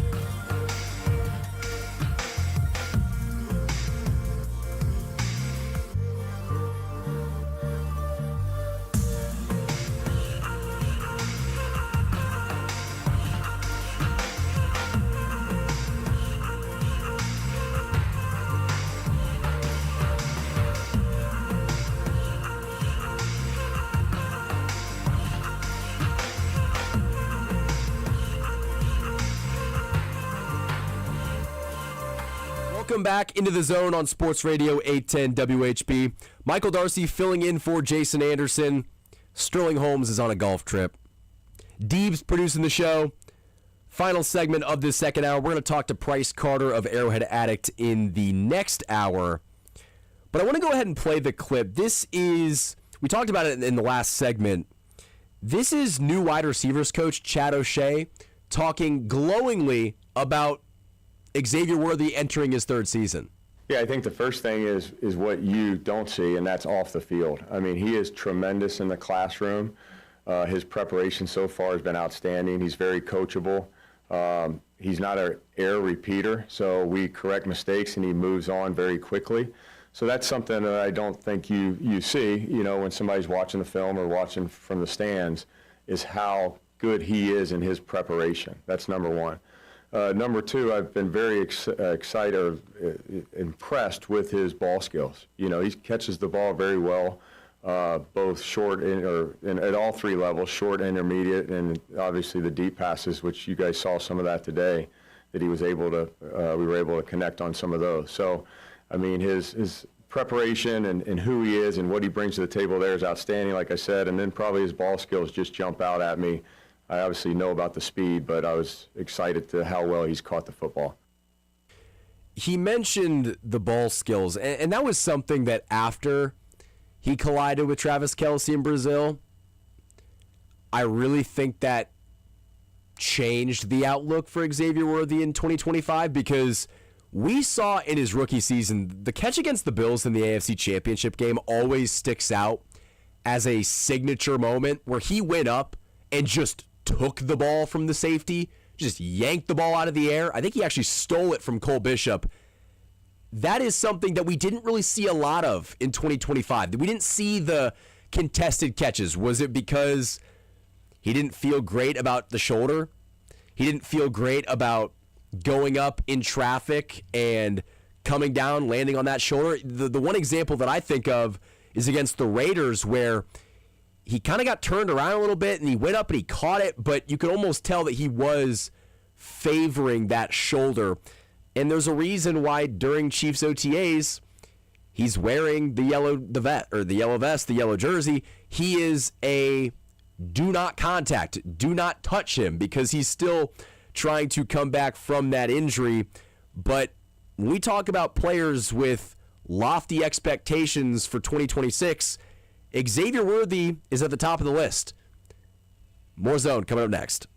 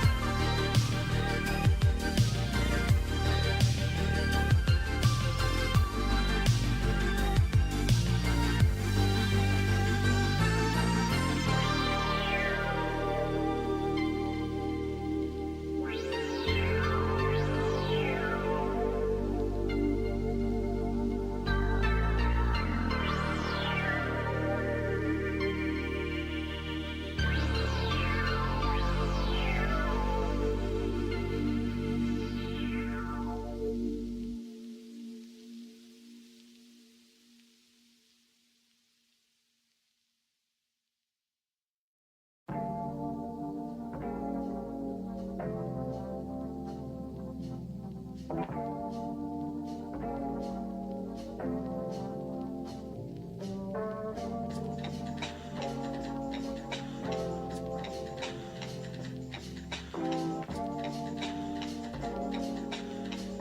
to the Zone on Sports Radio 810 WHB. Michael Darcy filling in for Jason Anderson, who's out at Disney. Sterling Holmes also out on a golf trip. Deebs filling in for myself on the other side of the glass, pushing all the buttons, making this show possible. Very excited to have on the show Price Carter of Arrowhead Addict. Price, how are we doing today, my friend?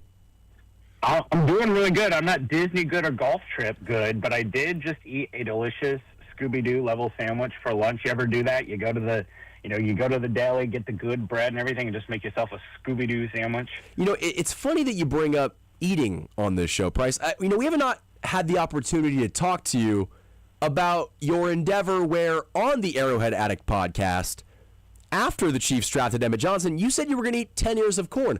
How was that experience of eating said corn? I did. I'm a man of my word. I did eat the corn. Actually, like, the post experience, not that bad. Like, not a lot of stomach discomfort, no bowel issues. I've not eaten corn. Actually, I take that back. I did eat some corn in a salad the other day. But during the process of eating the corn, absolutely awful. Because I had to cook it before the show and have it all ready to go. So it kind of sit there for a little bit. It was all like room temperature. Yeah. I was like 8, 9, 10 were brutal. I was kind of dry heaving. At some point, I just decided I'm not going to taste the corn anymore. I'm just going to merely put it between my teeth, chomp it, and swallow it before I can even taste it. And then, thankfully, I brought like a delicious Mountain Dew Zero to help wash it down a little bit. That was a great choice just to change the flavor palette. But I did it. I got it done. At what point does the corn just become boring? I mean, 1, 2 corn on the cobs? Or corn on the cobs? Like how? Yeah. I said, if you've ever seen Lord of the Rings where Sam says, like, if I take one more step, this will be the farthest I've taken from home. Yes. Like, that was corn ear number 4 for me. Like, a delicious summer day where you've been outside a lot. I can put away 3 ears of corn, heavily salted and buttered. But in that setting, yeah, number 4 is where it stopped being fun and it started being a job. But, hey, you know what? It's what I had to do to get Emmett Johnson on the Chiefs. You all are welcome that I was willing to make that sacrifice because that's clearly what got him here. It's a small price to pay to land a talent like Emmett Johnson, and that actually leads to my first question. We heard Dave Tobe talk a lot about some of the guys that could contribute early on special teams, and he brought up that Emmett Johnson has looked good returning kicks. Do you think that Emmett Johnson could find a role as the week 1 kick returner? I certainly think so. The way that the new kickoffs are structured, they're much more like a running play than they are a traditional kickoff return where there's more like gap orientation involved in it. And he's good at, making people miss. He led the nation in missed tackles force, very shifty. The only thing I wonder about him is, if he does break through the initial line of contact, I don't know if he's got the long speed to house it. But then again, like Nico Remigio is back there and he's not particularly fast. That's one of the things when it comes to the roster this year is like Remigio is basically only on there as a returner. He's been fine. He started off pretty hot when he took over the job, but since he's taken it over, he's not really shown anything to say like this guy's roster spot should just be totally safe based on special teams alone. So if you're looking to get a Brashard Smith who is more explosive on the roster or looking to get Emmett Johnson more reps, that could be the spot, and that could be a camp battle, really. Well, I'm glad that you mentioned Brashard Smith because that was the second part of my question. Where does Brashard Smith fit on this current roster? They went out this offseason, saw what they had in Brashard Smith last year and say, you know what, let's go bring in new 3 running backs to this room with Amari DiMarcado, Kenneth Walker, and drafting Emmett Johnson. Is he the odd man out? Is he going to transition to wide receiver? They could obviously use one of those. Where does he fit in the Chiefs' grand scheme of things in 26? Yeah, I think for a guy who's a 7th-round pick, he just needs to be a yes man and kind of take whatever role that he's given. With that, I mean, special teams, of course, like that's going to be a factor, whether it be, I know he had a pretty good punt return in Denver last year, punt and kick return. And I just think leaning into him being closer to a gadget player than a true running back. I know that some fans were encouraged by the Las Vegas game, that final game of the season where he really did get a real workload. That was the closest thing to 4A football I think I've seen. That was borderline preseason football for both teams in that time. So I'm not bullish on him as a true running back, but as a guy who can take jet sweeps, who can take screens, who you can create stuff for. He is explosive. You see it when he has the ball in his hands, and maybe he is able to change his body a little bit more to bulk up a little bit and can work a little bit more in the tackles. Right now, I just think change of pace guy, a guy that you can maybe lighten some of the workload on some of the other guys who do some of those things like Rashee Rice or Xavier Worthy. Just a guy who can be kind of a joker, for lack of a better term. I think about him as kind of like a discount Dexter McCluster. So is he the 4th running back on the roster? That's the spot, right? Like, usually on the offense, they like to keep like 9 or 10 offensive linemen, and you're going to have the additional crunch on the roster this year of like, I don't think that they can get Garrett Nussmeier to the practice squad, especially after doing a training camp with Patrick Mahomes and Andy Reid. Like, this is already a guy who's got some pedigree. We know why he fell. So now the question is like, I don't think they can sneak him onto the practice squad. So you've got that crunch, and then there's tight end, where you've got Gray, Wiley, and Kelsey. Do we get a John Michael Gillenborg? Do we get a Jake Brenningstool on there? Usually it's like that 4th tight end, that 4th running back. I think you could potentially keep Brashard Smith as your 4th running back if you are planning on leveraging him as special teams. But I don't know that there's space for all those guys. Maybe it's Brashard Smith over Remigio. Maybe it's Brenningstool over Brashard Smith. There's some other names waiting in the wings too. Jay Knott was a guy who, was a top recruit a couple of years ago. He came in with DeMarco Murray, which honestly surprised me given how his time in Oklahoma went. But apparently the issue was not with him and DeMarco Murray. And we heard Spags at the podium yesterday talk about DeMarco's influence on our Mason Thomas selection. That's the other side of the ball. So maybe a Jay Knott gets in there, who's a guy who, was highly, highly productive 2 years ago at Cal. Do you think that in a year where there aren't really 7 wide receivers that are going to make this team, right now I can think of 6, and that's if Nico Remigio ends up making the roster, and you don't probably feel great about him being the 6th, then Brashard Smith could be the 4th back. But in talking about the tight end room, right now there's a couple guys that are going to make the roster in Travis Kelce and Noah Gray. When it comes to Gillenborg and Brenningstool, they've had Brenningstool in the pipeline now for an offseason, so maybe he follows that Tyquan Thornton trajectory where they wanted to get him in the system and let him get healthy and learn all that he could, and then maybe this is a year that he could make the team and step up. But do you think that tight end could be a pretty weak position as well? Yeah, I really think that they have a lot of the same there, where they've just got okay, this guy's more of a catch guy than he is a block guy. Used to play quarterback in high school, which is true for all 3 of those guys, Wiley, Gray, and Kelsey. And they don't really have a blocker. The Chiefs are bringing someone in for a visit today. I would love to see them bring in Will Dissly, who's a guy who's on the market, who would certainly be the best blocking tight end on the market. The Steelers actually just picked up Robert Tonyan today. Oh, wow. So, he's not an option. So, that's one of the things, okay, you want to talk about we're bringing in Kenneth Walker, we're drafting him in Johnson, we're bringing back Eric Bieniemy, we're doing the accountability shtick. Let's get some real good blocking tight ends on the field, because those guys play running downs often. You might as well upgrade that position as well. We just saw Darnell Washington, who is a glorified tackle, get the bag from the Steelers yesterday, and he's a guy who his superpower is being a run-blocking wide tight end. So certainly that is another area that I have my eye on as far as I won't be surprised if the Chiefs do bring in a vet tight end like they've done for several years, whether it be a Blake Bell or a Robert Tonyan, and then all right, we're Jared Wiley and Jake Brenningstool and John Michael Gillenborg, you guys are gonna have to fight this last spot out. Do you think that they take?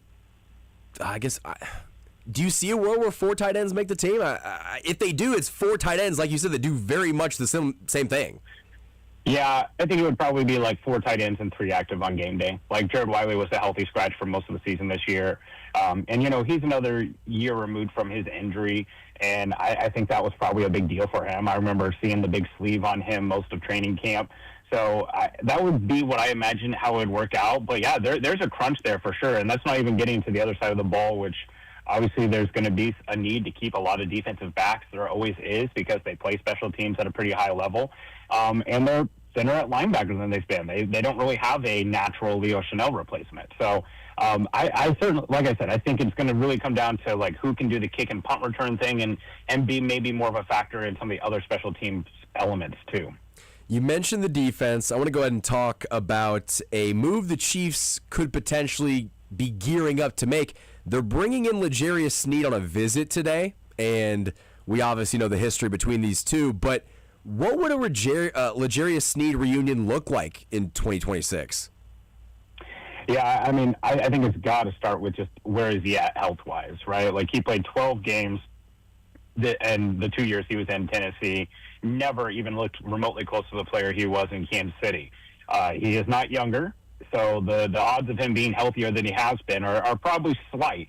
However, with that being said, I think the question is like, what role are you asking him to fill? If you're asking him to come in and be your starter on the outside, you're probably going to be disappointed with the returns just simply because of the injury history and how he's played when he was on the field. I mean, he was PFF's 120th cornerback this year. Not exactly a ringing endorsement from one source of information. So I really think that it just comes down to, like, are we trying to upgrade on Kaiir Elam and, competition for Christian Fulton? Because I really don't think you want, clearly Mansour Delane is not losing snaps to L'Jarius Sneed, and I really don't think you want Noel Williams losing snaps to L'Jarius Sneed, a guy who is, figures to not be a part of the future here. So to me, it's just probably like raising the floor of that room. The only thing I will throw out there, though, is that, Sneed is a bigger guy, and he's a good tackler and willing on and run defense. Like, maybe he's a guy that they kind of use as a hybrid safety. That was part of his profile when he came out of college, that he could potentially be a safety. He was a little bit Shamari Connor-esque, where it's like, might play in the slot, might be a safety. They turn him into an outside corner, but maybe he can factor into that role too, and they just like that versatility over a guy like Kaiir Elam, who is younger but has never really put it all together like Sneed has for a couple seasons. That's why when I heard the news that the Chiefs were visiting with Sneed, I thought two things. A, that is a little bit of an indictment on what they think Christian Fulton might end up being, whether it's just questions with his health. I mean, you're not getting healthier with L'Jarius Sneed, but they must be concerned about Christian Fulton, and they know that L'Jarius Sneed is probably not getting a lot of offers around the league. But is it fair to say that there may be a little bit of concern around Christian Fulton and what he might be able to provide?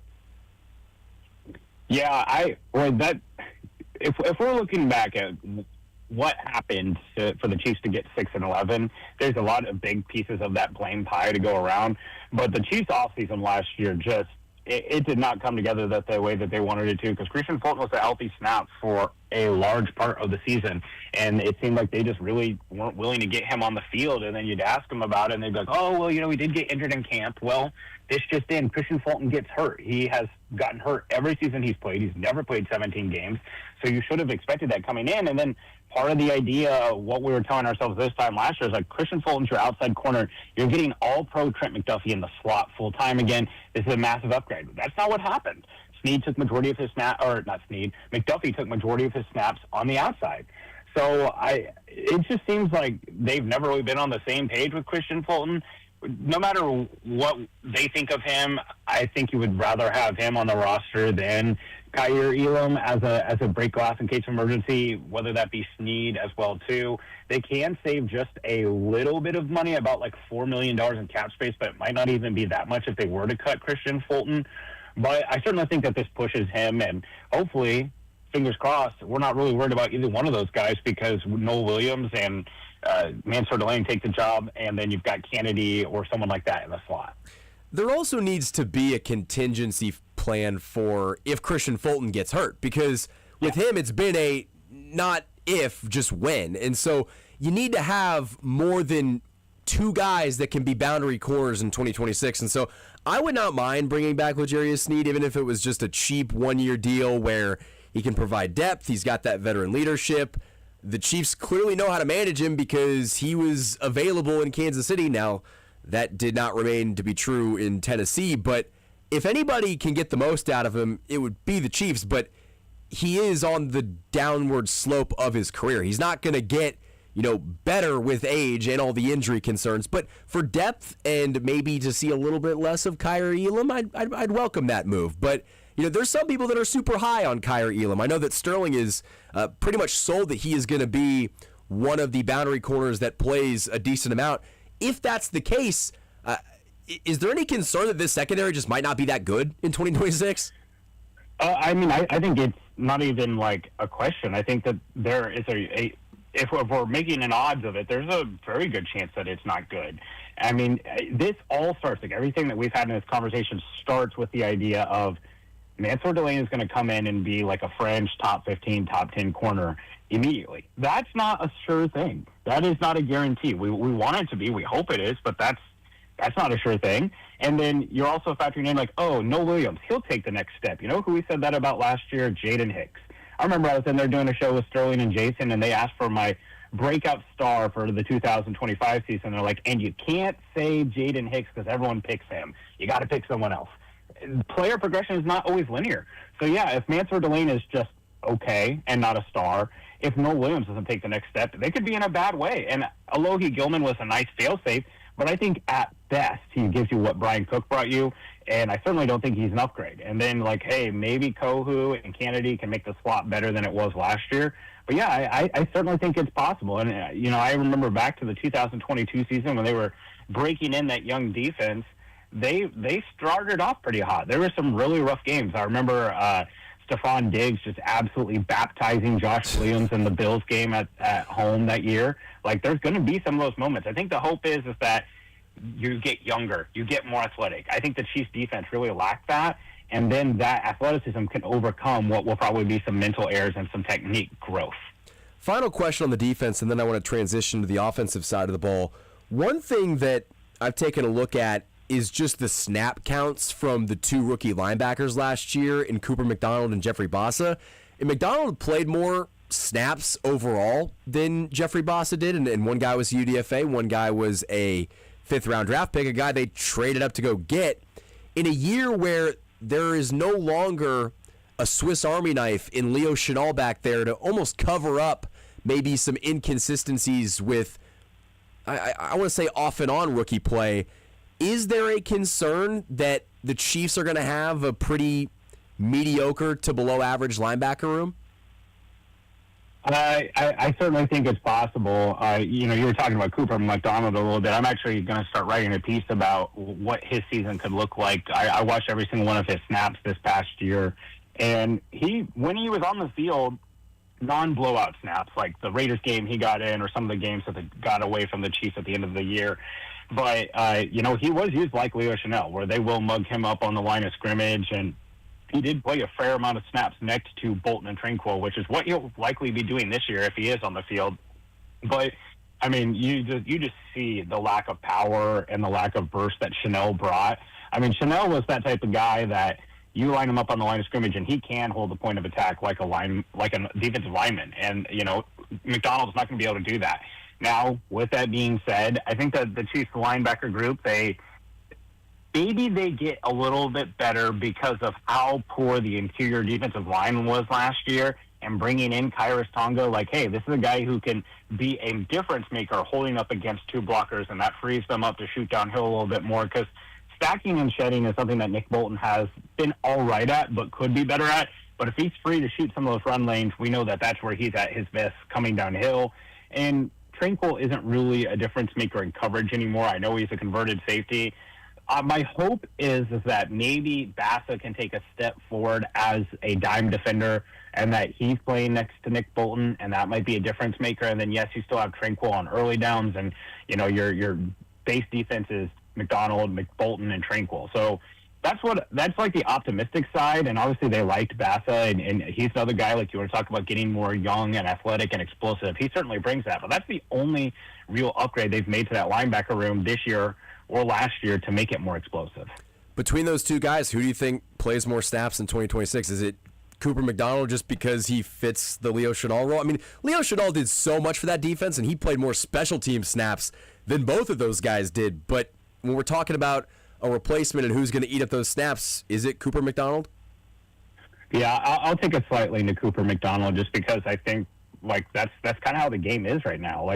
And defenses aren't being shy. Defenses or offenses want to get the Chiefs into base defense, because this just in, it's a lot easier to throw against linebackers than it is like an extra safety or an extra corner. And you look at the teams that are on the Chiefs schedule, the Bills, the Rams, the Seahawks, the 49ers, those are teams that want to get into base personnel and run the ball effectively and then throw off of play action. So, yeah, I'll lean towards Cooper McDonald there. Price Carter of Arrowhead Addict is our guest. Price, during the show, we just found out that Green Bay just extended wide receiver Christian Watson to a 4-year, a $110 million contract with $31 million in signing bonus. And my question for you is, with all of the offseason news surrounding Rashee Rice, how much money has he costed himself? It is really hard to tell, especially because we just don't really know. It's tough because you wonder how big of an impact did the early incident have with the. You could tell yourself a tale like, hey, he made a mistake. He's kept his nose clean a little bit for the most part here. But, boy, he's cost himself a lot of money. And I just don't see how any team can give him anything guaranteed money-wise that's not just, dripping with, clauses of, if you do this, if you do this.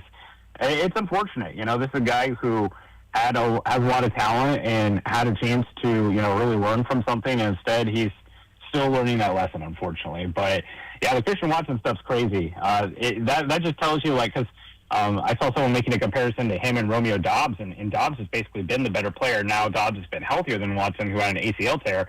But it really helps when you're big, tall, and fast. And that is what Christian Watson is, and those type of guys get paid.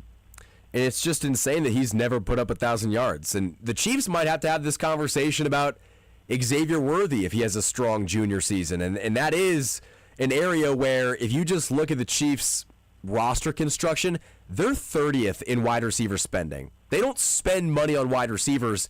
And would they be willing to dish out a lengthy contract of $100 million plus if Xavier Worthy goes out and puts up 900 yards and 6 or 7 touchdowns? I don't know. Things are going to look different when the salary cap, grows next year, but also when some of those contracts come off the book. But kind of staying in line with the wide receiver talk, Chad O'Shea talked yesterday about the intelligence, what Xavier Worthy is like in the meeting room, and we played that clip earlier on in the show. What is the, pressure on Xavier Worthy this year to be not just a wide receiver 2, but a high upside wide receiver 2, if not a low end wide receiver 1? Yeah, I definitely think this is the put up or shut up year for Worthy. It's unfortunate because I think the last part of his rookie year, you really start to see it come together for him, and he was a difference maker for him especially in the red zone. He was really effective down there despite his size, and that was partially out of necessity of not having Rashee Rice, not having Hollywood Brown until the very end of that season. And then he gets hurt so quickly at the beginning of that year and really appeared to be battling through several things. But that's part of Xavier Worthy. He's a smaller guy. I think the big thing with him, and, something that everyone's been quick to point out with Chad O'Shea is, finishing the details, right? He's got a lot of almost plays. He easily has a 1,000-yard season left on the field from his rookie year, just him and Patrick Mahomes not being on the same page.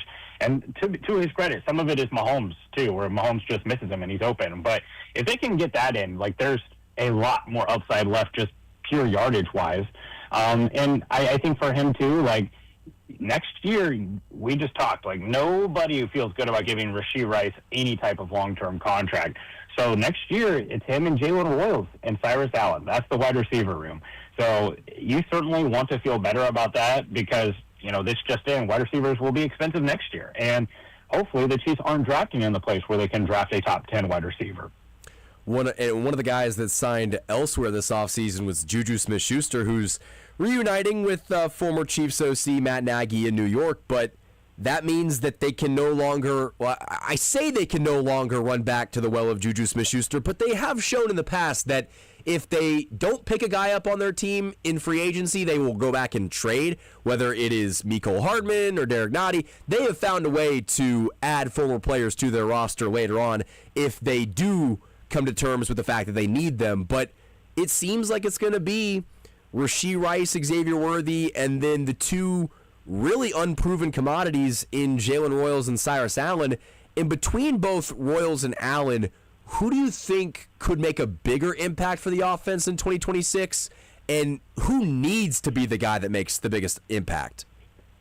It's tough because the easy thought is okay, well, it's Jalen Royals. He's a guy who's been in the offense for longer and is more likely to understand the offense, all those type of things, and be ready to go. But actually the role that I think makes some more sense, the skill set that they need more, is Cyrus Allen, who's a little bit more of a man coverage beater, and that's something that the Chiefs have really struggled with. And he brings something that they don't necessarily have at wide receiver, whereas Jalen Royals, one of his comps coming out was Rashee Rice because of how explosive he is after the catch and also very similar in stature to Rashee Rice. That being said, Cyrus Allen's a guy who's probably going to live in the slot quite a bit, and Jalen Royals played almost exclusively in the exact same spot on offense in Utah State every single snap. They're one of those offenses where he just never moved ever, but he played on the outside. Now, I don't think that he's going to be a true X receiver, but I do think that the safe money is Jalen Royals, but I will not be surprised at all if it actually ends up being Cyrus Allen. They just need to find somebody to step up. And even with those two guys, let's just say that Rashee Rice is 1, Xavier Worthy's 2, Jalen Royals 3, Cyrus Allen 4. That's 4 guys that you feel, okay, 2 of them are unknown, the other 2 could be productive, but that's just simply not enough talent in the wide receiver room. Do you think that whether it is, I think Curtis Samuel's still out there, that would maybe be a guy that they could afford. Do you think that just from a body perspective, they need to pick up at least one more wide receiver? Yeah, I really do. I would feel so much better about the room as a whole. It's just what will they do? I mean, Stephon Diggs is out there. He had over 1,000 yards last season. I don't think you want him to be your number 1. He really disappeared down the stretch for New England, but could still be of value. DeAndre Hopkins, the guy that they've had on the roster, isn't really their type of guy, but could just bring a veteran presence, play on the outside, and do what he does. And I know that a lot of the guys who are in the room right now spoke really highly of him when he was here.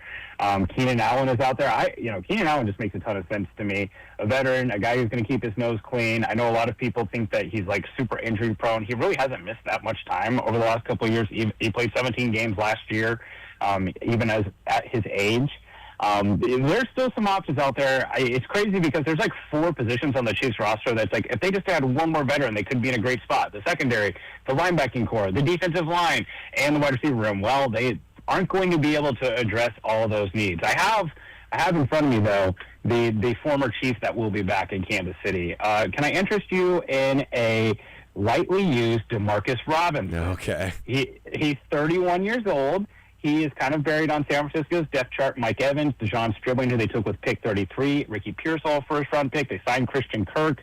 DeMarcus Robinson's there, too. They've also got Jacob Cohen, who is a 4th-round draft pick out of Arizona. Just bring back DeMarcus Robinson for a late swap or whatever. That is one guy I will say, the amount of times I've turned on Thursday Night Football, I'm like, geez, DeMarcus Robinson's having a great game. It kind of surprised me how good of a career he's had post-Kansas City.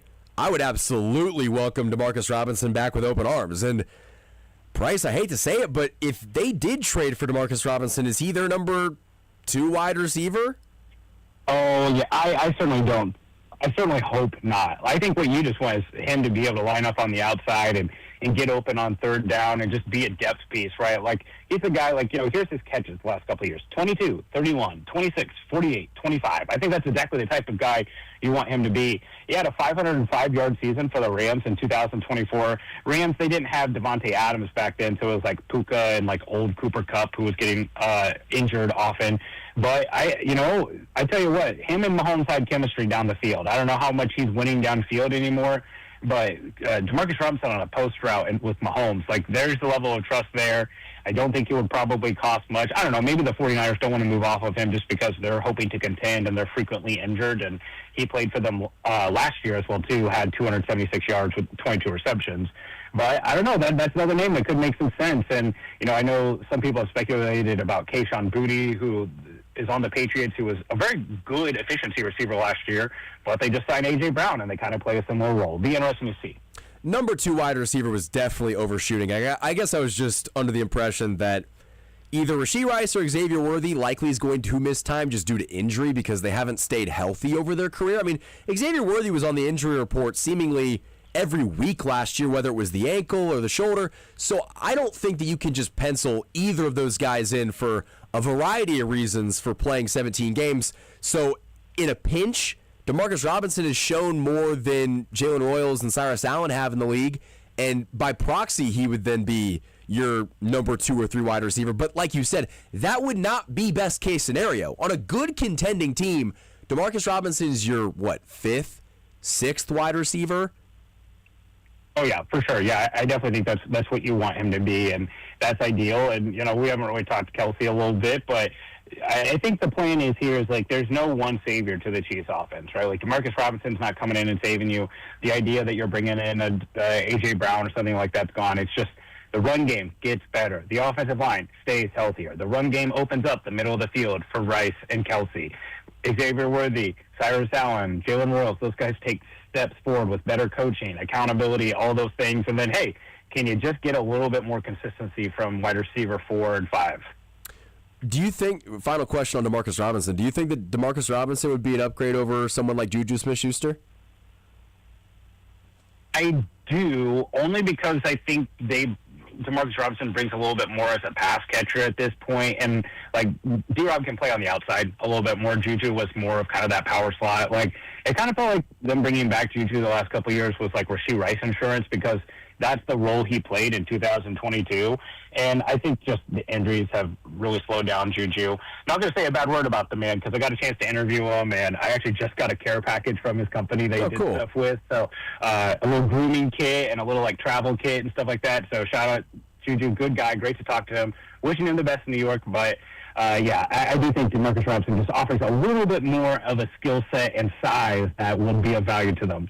He would definitely be a great addition as a fifth or a sixth wide receiver, maybe pushing Nico Remigio out of being a lock to make the roster, which I think, you know, competition is obviously a good thing. But Price Carter of Arrowhead Addict is our guest. Price, final question for you. You mentioned that there's really 4 or 5 position groups that if the Chiefs added one veteran, you'd feel much better about that group as a whole.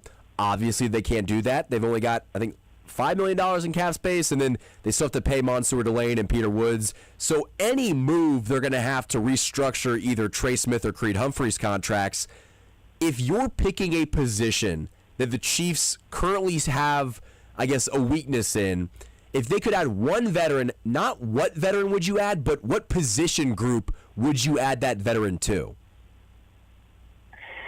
I think I do lean wide receiver, just because like I worry a little bit about things starting to look a little bit like it did at the end for Brady in New England, where like Rashee Rice has done something stupid and he's in jail, and Xavier Worthy's gimpy, and you're relying on Jalen Royals and Cyrus Allen. And, you know, I never want Patrick Mahomes to be in that position. You never want him to be looking and thinking like, man, like this is the best they can put around me.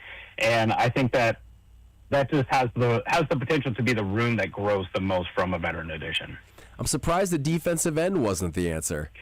I want them to play R. Mason Thomas. That's the thing. Okay. I'm afraid if Cam Jordan, I'm afraid Cam Jordan comes in here, we're going to be looking down like, hey, R. Mason Thomas, 9 snaps in week 10. Woohoo! Like, you know, and I don't know, like Spagnuolo went to the podium yesterday, and like his thing about R. Mason Thomas was like, oh, DeMarco Murray really likes him. He said nice things about him. It's like, that's not instilling confidence in me that you're just going to play this undersized guy. If your, you know, discussion is like, oh, DeMarco Murray really liked him. So I want them to get a more explosive guy on the field. That is true. We'll see if R. Mason Thomas can be a guy that it makes an impact right away at edge. But that Price Carter of Arrowhead Addict was our guest. Price, thank you so much for the time. Great stuff as always. Hey, thanks, fellas. Have a good one. Of course. Have a good one. That's Price Carter of Arrowhead Addict. More Zone coming up next.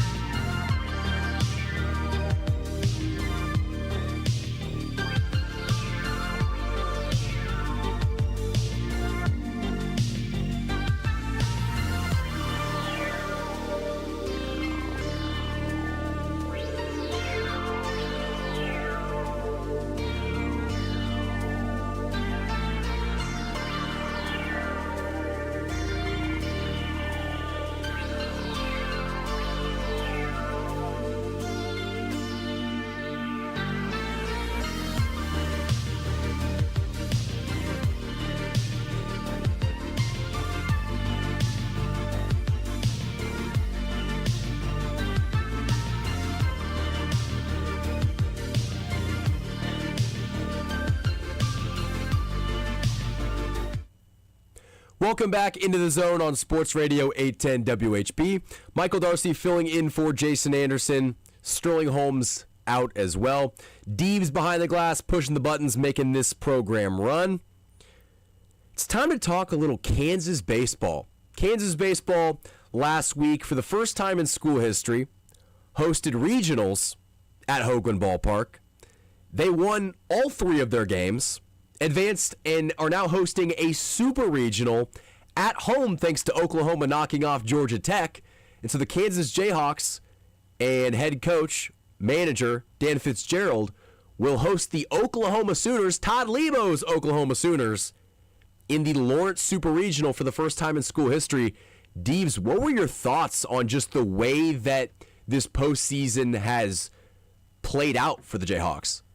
Well, it's been nothing short of just incredible. I mean, I was out there last Saturday at Game 1 versus Arkansas, and it was just an unbelievable atmosphere. I mean, I've been to a lot of games at that stadium, and it's always kind of lacked a little bit of a feel, an atmosphere, and a buzz. And boy, did it deliver on all of those last weekend. It was live. It was raucous. I mean, it was incredible. And I can't thank Todd Lebo's Sooners enough for that walk-off home run in Atlanta to beat Georgia Tech to let the Hawks host a super regional. Were you in the backyard, or did you have a seat? I was in what is normally the visitors' bullpen, which was Okay. turned into a standing room only area, which was, I mean, a great spot to be in, to feel the vibes of the stadium and everything. It wasn't the greatest vantage point, but you can maneuver around. You know, you stood the whole game. You could, walk back a little bit, have a better vantage point. Then you go talk a little bit and just kind of watch. And I mean, it was just awesome. And working on getting into that same section this weekend. Having Oklahoma here, a familiar foe from their Big 12 days. It should be a lot of fun, man. Definitely the Sooner fans will travel well. Yeah, they supposedly they get allotted a few more tickets than Arkansas and Missouri State and all them were allotted. Which would make sense because there's one team and not 3 other team schools. And, capacity there has been a little bit of an issue for some people. Arkansas fans. Yeah, of course. I have heard they are trying their best to get some standing platforms in right field now to further increase the capacity of the stadium. And it's going to be a tough ticket, but those who are lucky enough to go are in for a treat. It went from 2,500 is what Hoagland sat. They moved it by changing up the outfield. They call it the backyard. Which is awesome. The backyard is a great look, and, I mean, the energy's out there. Oh, it's a bunch of students. It's a bunch of, anybody that is able to go, I would highly suggest it. And now they've changed it from 2,500 capacity to 4,000. So there's more seating. And like you said, Deebs. I think they're trying to add a little bit more. Which would make sense because there's going to be more interest with an appearance in the College World Series on the line. If the Jayhawks win 2 out of 3 against the Sooners, they advance to the College World Series, which is an absurd statement, and let alone for a baseball program that for years was an afterthought in the Big 12. Yeah, it was, forever it was, try to be in the middle of the pack and make your run of the Big 12 tournament. And hopefully get get awarded a regional as a 2 or a 3 seed at best.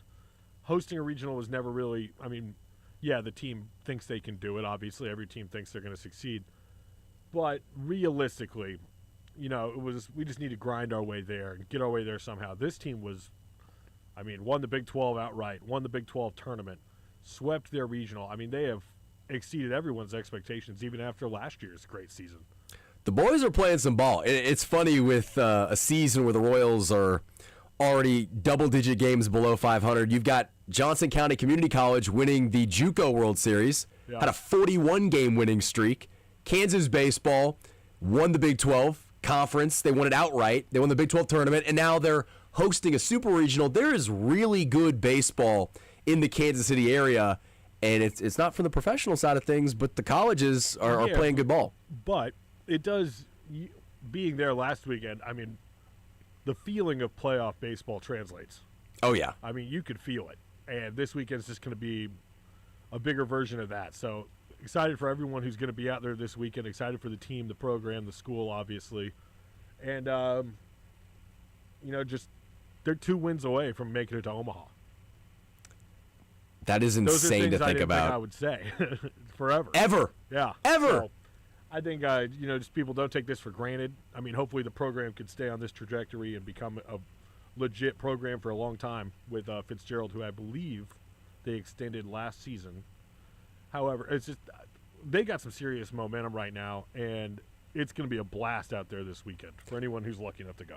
There is a little bit of concern on my end that Kansas has become so good so quickly that Dan Fitzgerald is a very attractive head coach candidate for a lot of these schools. I've already seen rumblings that SEC schools are interested in. Yeah, but then that comes with the territory of being, unfortunately, as a Big 12 homer, the Big 12 is kind of that third conference, especially in football. But, yeah, those SEC schools are always going to call coming for your coach and all that.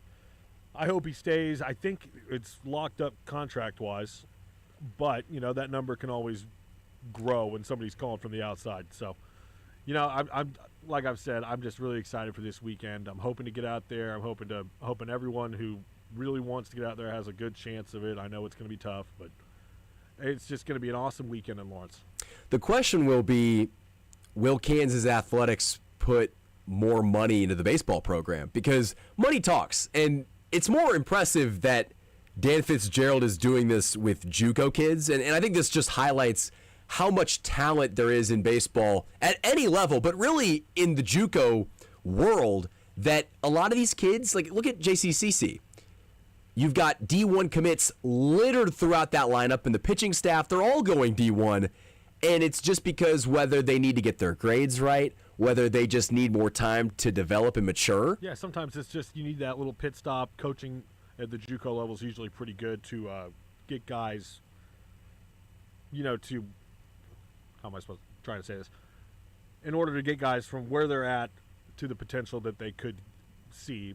And, a lot of guys get drafted out of JUCO. There's always talent, and for whatever reason those guys end up at JUCO, a lot of them end up going on to do things at higher levels. So there's always been talent, and I think KU has just done a thing where they have said, we're just going to hunt these guys, and we're going to fill our team with them. We're going to have a lot of turnover year after year probably with who doesn't have that now. But they are going to hunt the JUCO guys that they want. Instead of getting 2 or 3 of them, they're going to get 6 or 7 or 8 of them. So I think that's the reason for the big turnaround, and hopefully you get a good crop next year too. And to Dan Fitzgerald's credit, he has done a fantastic job of evaluating that talent and fitting it on the roster. It's not like he's going out and getting 5-star recruits out of high school. He's going out and finding guys that other teams are passing up over, but like we've been talking about in this segment, they are 2 wins away from going to the College World Series, which for a program like Kansas baseball is a pipe dream. And it has been a pipe dream for as long as I can remember. Yeah, well, how about this? The previous 2 years, the 8 teams that have made it to Omaha have been completely different. All the teams that made it last year are not the super regionals. It's just the parity in college baseball has become awesome. It's becoming what the NCAA basketball tournament used to be. You have these long shots like Troy and Little Rock and, Kansas, I guess. Yeah. It's become an awesome thing to watch. I've never really paid as much attention to it as I have the last 2 years, with KU actually being really good. And, man, the college regionals and super regionals are a great time. How can you not be romantic about baseball? It's just fantastic. The parity is awesome. But, again, Kansas will host Oklahoma in the super regionals at Hoagland Ballpark this weekend. Should be fantastic time. More Zone coming up next.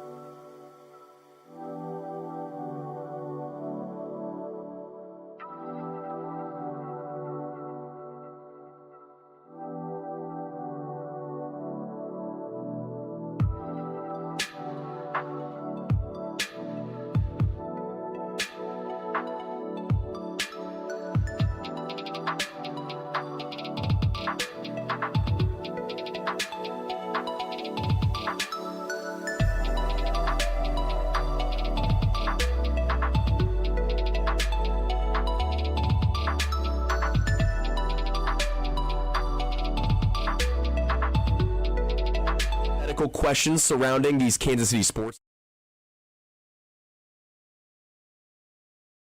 With my first hypothetical question, and that is that Cole Reagans and Chris Bubich come back this year and finish the season, but in the bullpen and not as starters.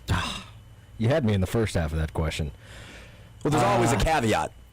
You know what? That's the insane thing about the Royals right now is that the last time the Royals were in the playoffs, one of their top 3 relievers, I'd say, was Chris Bubich.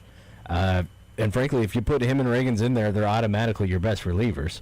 By a mile? Yeah, by a mile and a half? But, I mean, the problem is the starting rotation is just going to be weak as hell. Man, that's tough. You're essentially admitting defeat on the season already, if you haven't already, right? I should have clarified that this is probably not going to happen, but I'm asking you if you would like to see it. This is us giving our perspective on these hypothetical questions because I view Cole Reagans and Chris Bubich as very talented guys that can start, but durability has been an issue. And would you be punting on the season a little bit?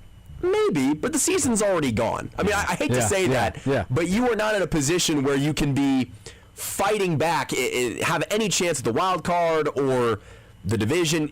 You're a bad baseball team. Yeah. So I don't really care about that, but I view it from a durability perspective. If Cole Reagans and Chris Bubich have to pitch every couple days, but they're only pitching 10, 20 pitches, that might preserve their arms. I think that they would be incredibly effective out of the bullpen. Yeah, absolutely. And, you know, the only bright side, I think, here, here's my plan. If I'm throwing Chris Bubich back into the bullpen, he's going to walk after this year. I think the Royals would be a little crazy to offer him an extension. His trade value as a starter is incredibly low right now because, one, he's been all right this year. He's been, I would say, average to above average. But throw him in the bullpen. I think he can. We saw it, him in the playoffs. He was a very effective reliever. You shop him as a reliever, his trade value goes up. That way you don't get nothing from him. You move him at the deadline. Yeah, I could be down with that, but Cole Reagans, no, that's disappointing. I mean, you just locked him up for 3 more years. You bought out his arbitration. The Royals see him as their ace, right? He's been the opening day starter the last couple of years. What are the odds that he is their opening day starter next year? Due to health next year. Due to health, he'll be ready for the beginning of the season. We all know that. He'll give you a great 7 starts. Yeah, and then he's going to break down. So yeah, you may. So what am I choosing between here? Yes or no? Would you rather the Royals move those guys to the pen and they come back this year? Yeah. Or there's you know what? Because they can come back this year. The caveat in that question is finish the season. I don't know if they come back as starters if they'll finish the season. Right. If I'm a betting man, I'm betting against it because they have not been able to do it. This is what? Is this Cole Reagan's second stint on the injured list this year? Or is it just one? Actually, I guess he didn't get put on the injured list, but in Cleveland he had that ball go off his hand. That's right. A series of unfortunate events, That's but right. either way. Second time missing playing time. Yeah. Yes. First time on the IL. I figure why not. Yeah, why not? Put him back in the bullpen. See what else you have, which admittedly is not much in terms of arms in AAA, and then your rotation right now. I mean, you are already going with a bullpen guy, bullpen day, 1 out of your 5 days. So I think somebody has to go back to the rotation, but yeah, I mean, in Cole Reagans' case, why not just limit the workload? I mean, frankly, even if you do this and then next year he comes back, he's still going to fall apart during the season because he does it every season. Well, and that's why this game is hypothetically speaking, because realistically, I don't know if Cole Reagans or Chris Bubich would take a move to the bullpen because both those guys are trying to get paid, especially Chris Bubich, who is going into free agency, and you're going to get paid more as a starter versus a reliever. But if you dominate, the Dodgers will throw you $50 million over 3 years. That's true. Maybe not with the CBA. Who knows? That's a good point. But the CBA, some of these guys are really screwed.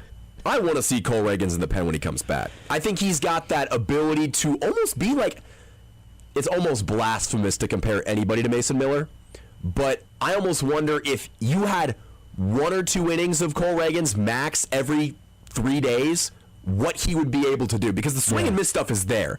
It's been a little bit down this year, but if you tell him, Cole, go let it loose for an inning and a half, 1 inning, do we see a crisper Cole Reagans?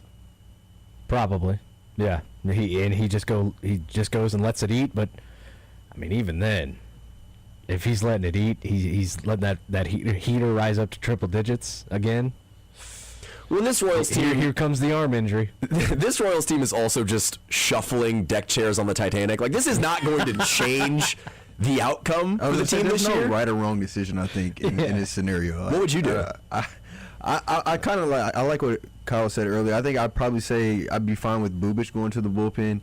Like you said with Reagans, he was just...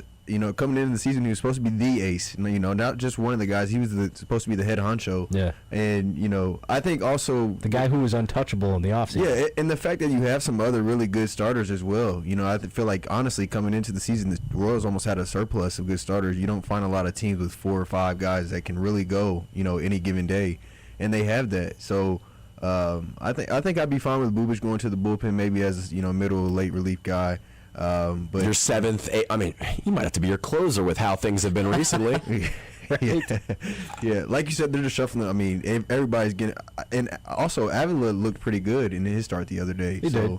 I think I'd be fine with Reagans. I'd be fine with Bubich going to the bullpen. I'd like to see Reagans probably try to, see if he can find his touch again. But yeah, that's where I'm at on it. At what point in the Cole Reagans career trajectory in Kansas City will we have the conversation about bullpen? Because if he gets hurt next year again, what are we doing? Yeah, he's not worth having if he's going to start 5 games, get injured for 2 months, come back, start 2 games, get injured again.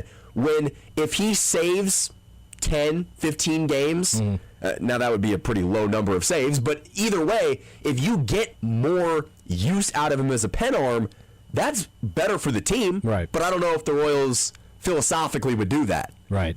Here's my plan. I will send them both to the bullpen. The Royals believe in Luinder Avila as a starter.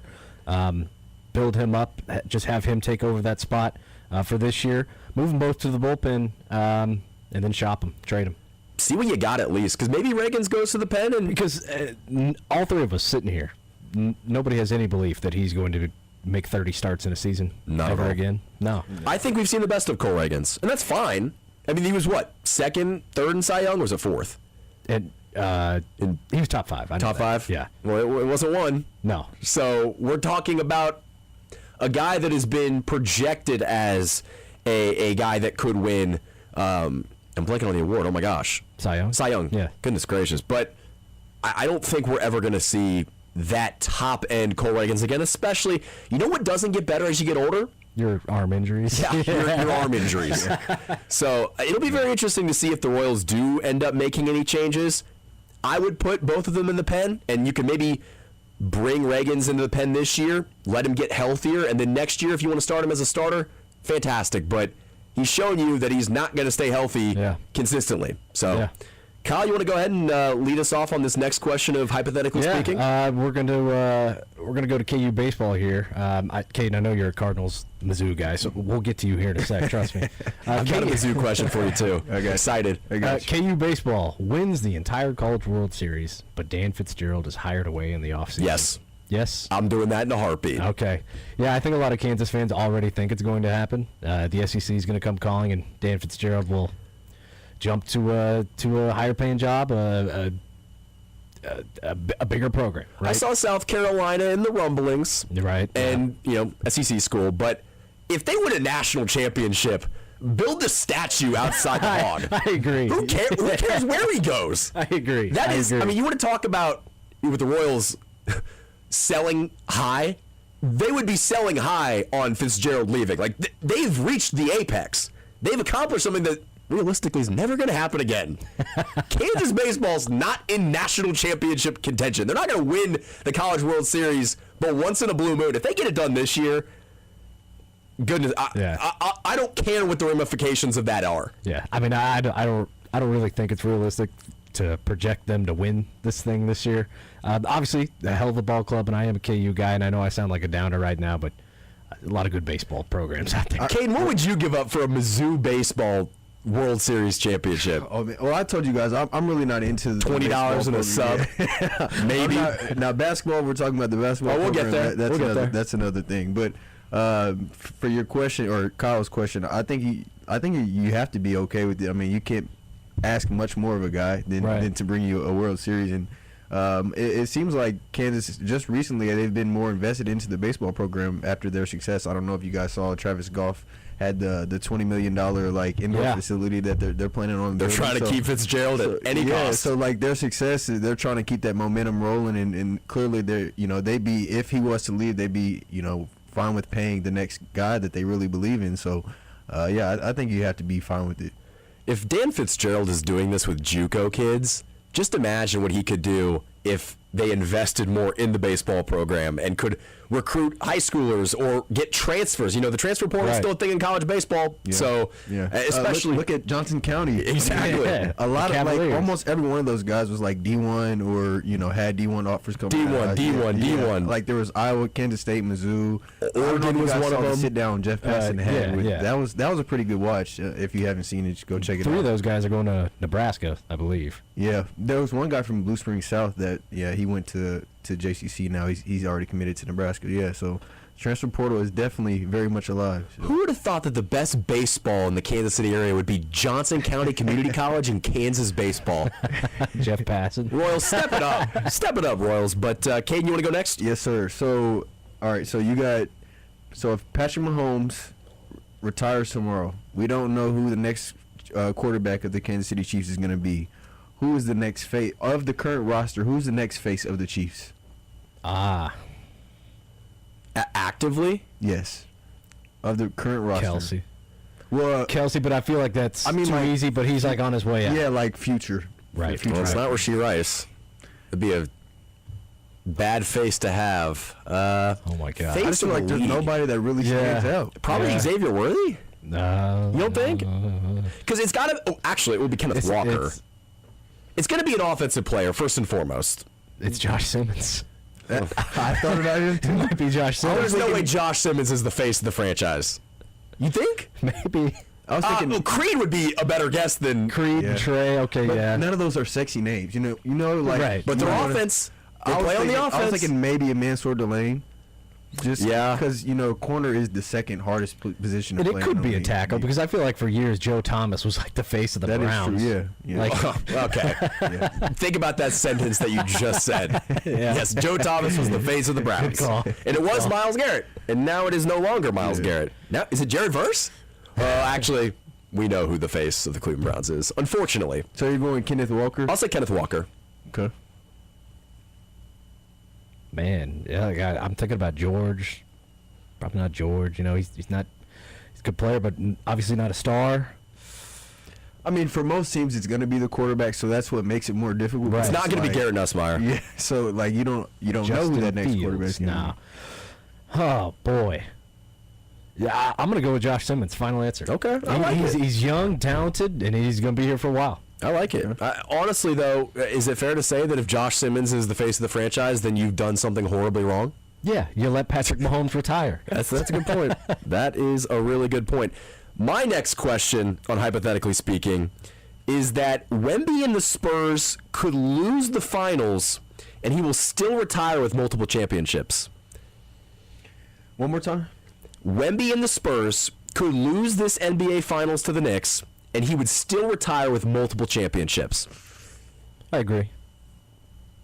It's the NBA. Things change around. Players move around all the time. He'll link up with another superstar. Yeah. Might be Giannis next year. Goodness gracious. My concern would be his durability. I don't know how the 7'5" guy is going to age. Yeah. What is he, 22 right now? I think the biggest thing is when you look at those top names, like the greatest guys ever, the biggest thing that separates them is they got one early. Like they got one when either early or later on in their career when it wasn't really expected. Yeah. Like not in the prime of their career. So I think it would be very important for him to get this one. I do think that he could still probably get two, but if you're looking at like 3 or 4, I think this is very, very important for him to get this one early when you still have a stacked team, a 60+ win team in the Thunder. The Knicks are a very good team in their own right. The Timberwolves actually that they beat on the way to to the finals. They weren't healthy. Yeah, they weren't healthy, but they're going to be there for for as long as Anthony Edwards is around. So. Figure Boston still got some juice. Yes, exactly. I'm going to say yes. I'm saying yes. I think you could consider this one of those championships where, it wasn't expected. I think they were like plus 1,200 coming into the season. Right. But, obviously that's not one of the favorites. So I think that he still could win two, but if you're talking like 3 or 4, I think he's got to get this one here. I mean, how many prime years of Victor Wembanyama are there left? Yeah. Is it 5? Is it 7? Yeah. Is it He's only 2? 22. Yeah, but he's 7'5". That's true. It's crazy. I don't think he's even in his prime yet. That's the scariest part. Gracious. He's only in year 3. I mean, I think by like year 6, you're going to see something. Do you think he has to put on like gonna be 20 jacked? pounds? And can he? I don't know. I think the biggest part that's missing of it is just his playmaking ability. And I think you're going to see that more as, he gets double more as, as his game continues to grow. But if you see him start to really, like, make plays for his teammates outside of, just himself, it's going to be really, really scary. I love how the Spurs have that like blanket, just throw it up. He's out there somewhere and he just catches the lob. And he's so hard to. How do you stop it? Yeah. He's also an incredible perimeter defender. You saw it in the Spurs Thunder series that Chet was spooked. Yeah. He had no answer for Wemby, but I think he could still get multiple championships, even if they do lose to the Knicks. But I think they probably find a way to get it done. Yeah, but I think so too. Kyle, next question. Yeah. All right. Back to Kansas over here. Kansas Hoops. They win the national championship this year, but Kansas football wins less than 2 games for the Sign next. me up. I don't even need to hear the rest of the question. All right. I'll finish it. Yeah, though. please finish the question. So KU Hoops national championship, but Kansas football wins less than 2 games for the next 5 years. 5 years is all the pain and suffering I have to endure? I thought that'd be a lot. I mean, they're building a new stadium for Lance and company. well, Lance isn't going to be here in 5 years, most likely. Right, I think right. his days, he's getting up there in age. I don't know how long he's going to coach. For a national, what is the upside for Kansas football? Are they going to make a college football playoff in the Big 12? I think you like it to be better than a 2-win team. Sure, but would you rather win 6 games every year and not win a national championship? That's true. Or would you rather... This question is kind of a repeat of what Kansas had post Mark Mangino. Yes. A really good basketball team with national championship contention, aspirations basically every year, and just a crap football team. See, I'm taking that in a heartbeat, and I want to piggyback on that question because I had a hypothetical question for Caden. Mizzou makes a Final Four appearance, but doesn't win more than 2 games in a decade of football. Oh, man. Damn. Well, they never made it to the Final Four in basketball. You want to hear my next one? Mizzou makes Final Four, but football has 2 straight years under 500. Oh, no. We gotta make this question a little bit more difficult. How badly do you want it, Caden? Oh, man. To answer yours, we had a couple rough years there with Barry Odom. So I don't know if we were below 5. We were like right around 500 or something. It definitely wasn't up to like standard. But I'm talking Dennis Gates is cutting down the nets in a regional. They win the region. See, we talked about that with Curtis. I think it would just depend on what they do when they finally get there. Like, they get curb stomped. You wait that whole week for the media days and everything, all the hype around the game, and then they go lay an egg. Would you rather get blown out of the building, or would you rather lose on a buzzer beater 3? Would you rather have a Chris Jenkins Villanova moment, or just get, KU versus Villanova in 2018, where it was like not even Brunson close? And his friends. Yes, I think I'd say blowout, honestly, just because then my heart couldn't take that. You don't ever feel like you deserve to be there. You know what I mean? Like maybe it just was a luck of a draw. Our bracket that we had on this side, or some injury luck or something like that. But if you get a heartbreaker, it's like, well, you still had you had hopes that you could still possibly get it done. But no, man, that's a tough question. A decade of 2-win football. Jeez. And you know what? We'll say the 2 wins could come at any point. So you could lose to the week 1, week 2 teams that are barely even competitive. You could lose to those, but you could maybe beat like Alabama on any given day. It would be like when Kansas football with Jalen Daniels beat Texas. Yeah. I guess Texas was not good that year, but it was still a miracle. I couldn't do it, man. I couldn't. Really? Not even for a Final Four appearance? 10 years is crazy. Okay. Now, if you say we win a national championship, that's got to be 25 years. Throw those 10 seasons away. I'll see you guys in 10 years. Okay. Caden, next question. All right. The Knicks win the NBA Finals. Jalen Brunson becomes the best all-time Knicks player. Oh. Patrick Ewing, currently. Blanking on the other person's name. Clyde Frazier. Yeah. It's really just, honestly, Patrick Ewing, I think, is probably, Melo never really had any playoff success. No. I think it's hard because the Knicks are so well-rounded right now. They've got a very good team, and they're very well coached. Brunson just taking them to the finals. He might be in it. Oh, he's on the Mount Rushmore. It's been 27 years since they've been to a final. So, I'll say no. I think he needs to do it, even if he just stays in New York a couple more years and just gets them to the conference finals, and I think that'd be good enough. Okay. I think he's number 2 behind Clyde Frazier. Okay. Because Clyde Frazier brought them championships. So yeah, Jalen would be 1A, 1B right up there with her. You're kind of a guy. He's the modern GOAT, if you will, for the Knicks. Yeah, I think their team right now, like you said, they're honestly pretty stacked. If you look at like 1 through 7, they have more depth than the Spurs do. I think it's just the impact of Wemby that is like so overpowering. You look at like any of the press conferences after the series with the Thunder, and they ask them like, what is it, with why the Spurs match up with you guys so well, and they're just like, Wemby. The answer's so easy. They're all like, they have a 7'5" guy on the back line. It's who can move and do anything. What more do you want him to say? He changes the entire game. Like it's so simple. But, okay. So are we all out on that?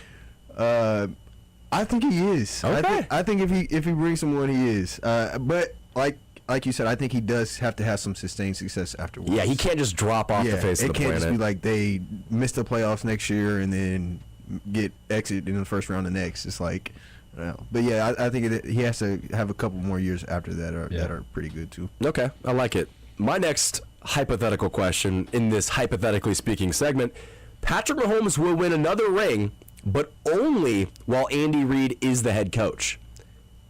Meaning that after Andy Reid retires, there will be no more winning in Kansas City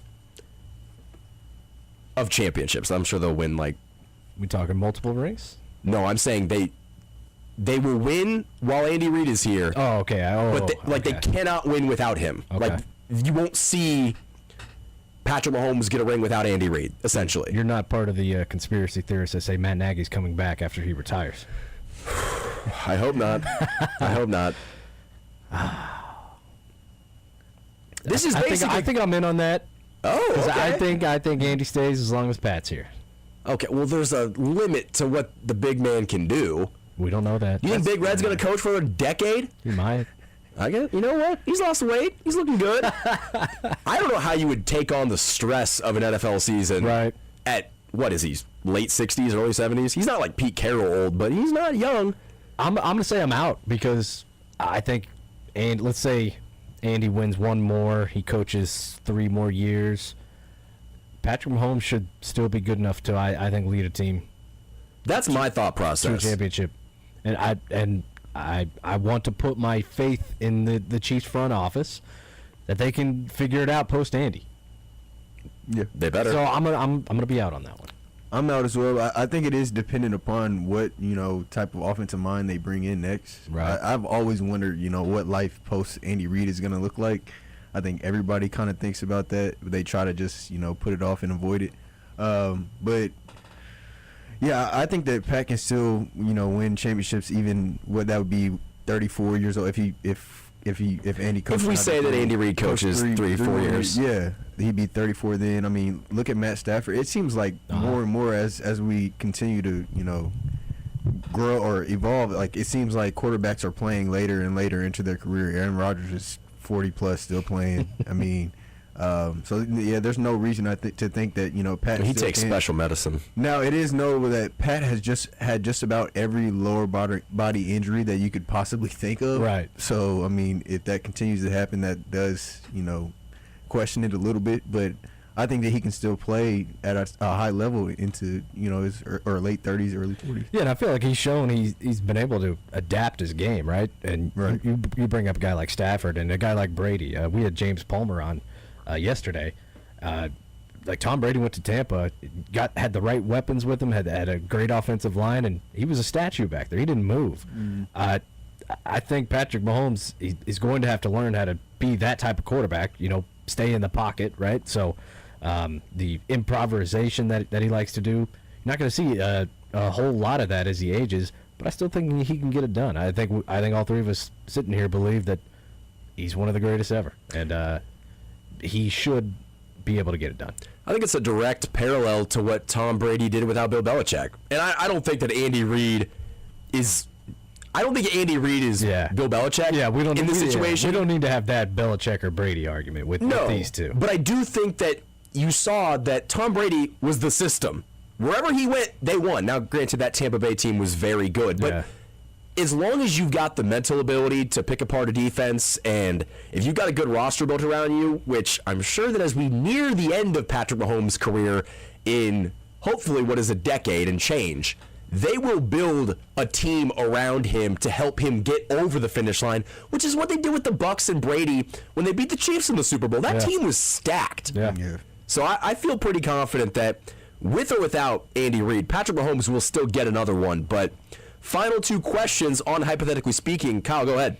All right, Kansas City will get an NHL or NBA team. Pick one or the other. But the Chiefs and Royals missed the playoffs for the next 5 years.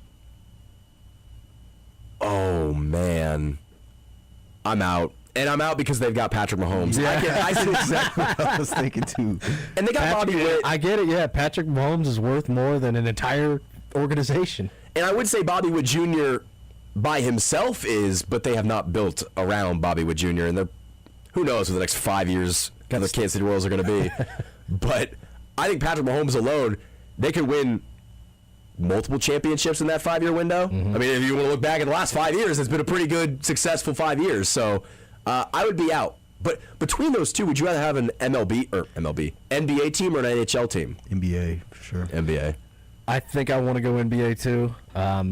Although I've enjoyed the hell every time I watch playoff hockey, it looks electric, right? Mavericks are great. Yeah, and the Mavericks are awesome too. The NBA playoff, I think, kind of sucks until you get to conference finals. Then it gets when the two best teams in the conference are playing. Then it gets really good. But yeah, I'd go NBA just because I like the sport. Okay. Yeah, I'd say NBA too, just because I think it's not always, obviously you want to have a really good team in the city that you support, but you get the opportunity to see those guys come here as well, like other star players. I think that's the opportunity that you miss out on the most, not having a team like that, is just seeing the best players in the world. Back to what was the question one more time? Was it Kyle? Yeah. So Kansas City would get an NBA team, but the Chiefs and the Royals both missed the playoffs the next 5 years. Yeah, just because it'd be like literally wasting the rest of Pat Mahomes' career, like his last.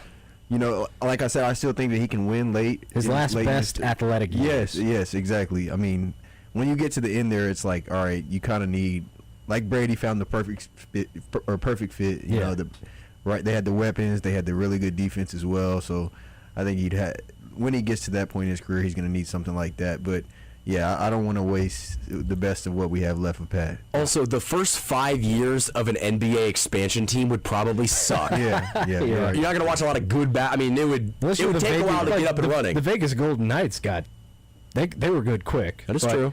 I mean, I doubt that would happen in Kansas City. I mean, look at the Thunder. They moved in 2008, and they didn't get good. They went to the finals in 2012. So I mean, it took a little while for them to build up. They also drafted Kevin Durant. They had KD on the team. Yeah. So that does help. Exactly. Yeah. But Kane, you want to go ahead with the final question on hypothetically speaking? Yeah. So I think what was it? 2 weeks ago we did. If you could pick any wide receiver from today's football to pair up with Patrick Mahomes right now. Mm-hmm. Now you have to pick one from any time period of the NFL to all time to pair up with Patrick Mahomes. Who are we taking? I've got mine already. It's between two guys. It's prime Jerry Rice and prime Randy Moss. Wow, we got two. All right, I'll give you my two after. Go ahead. I think I'd take prime Randy Moss. Yeah, absolutely. I'll take prime Randy Moss. Okay. My two were Megatron and Julio Jones. Okay. Yeah. I think Julio Jones is underrated. Filthy. In GOAT talks, he's one of the nastiest dudes I've ever seen on the football field. I'm going to go Julio. Can't really go wrong with either of them. I like it. I think he's a dog. Yeah, I think it's all about like what type of, like, where do you think, or how do they fit best? I was thinking Megatron too. That's who I feel, that's my like a biased thing, because I think it's the GOAT. Yeah, okay. That's just how I feel. Everybody's got different guys, and then Antonio Brown, bro. I as much as people troll him, they can troll as much as he wants now. Let's keep it to we need Antonio Brown with Mike Tomlin as his handler. Yeah. I mean, he's for the very beginning of his career. He's obviously crazy now, but whenever he was sane and on the football field making plays, I mean, that dude was unbelievable. Pre-exposed butt cheek Antonio Brown. Like he was amazing on the field. Yeah. So he was great. He was great. I think that will do it for hypothetically speaking. Caden and Kyle, I appreciate it. We should not have finished on that one. I got a show to do here in a little bit. That is true. That is true. More Zone coming up next on Sports Radio 810 WHP.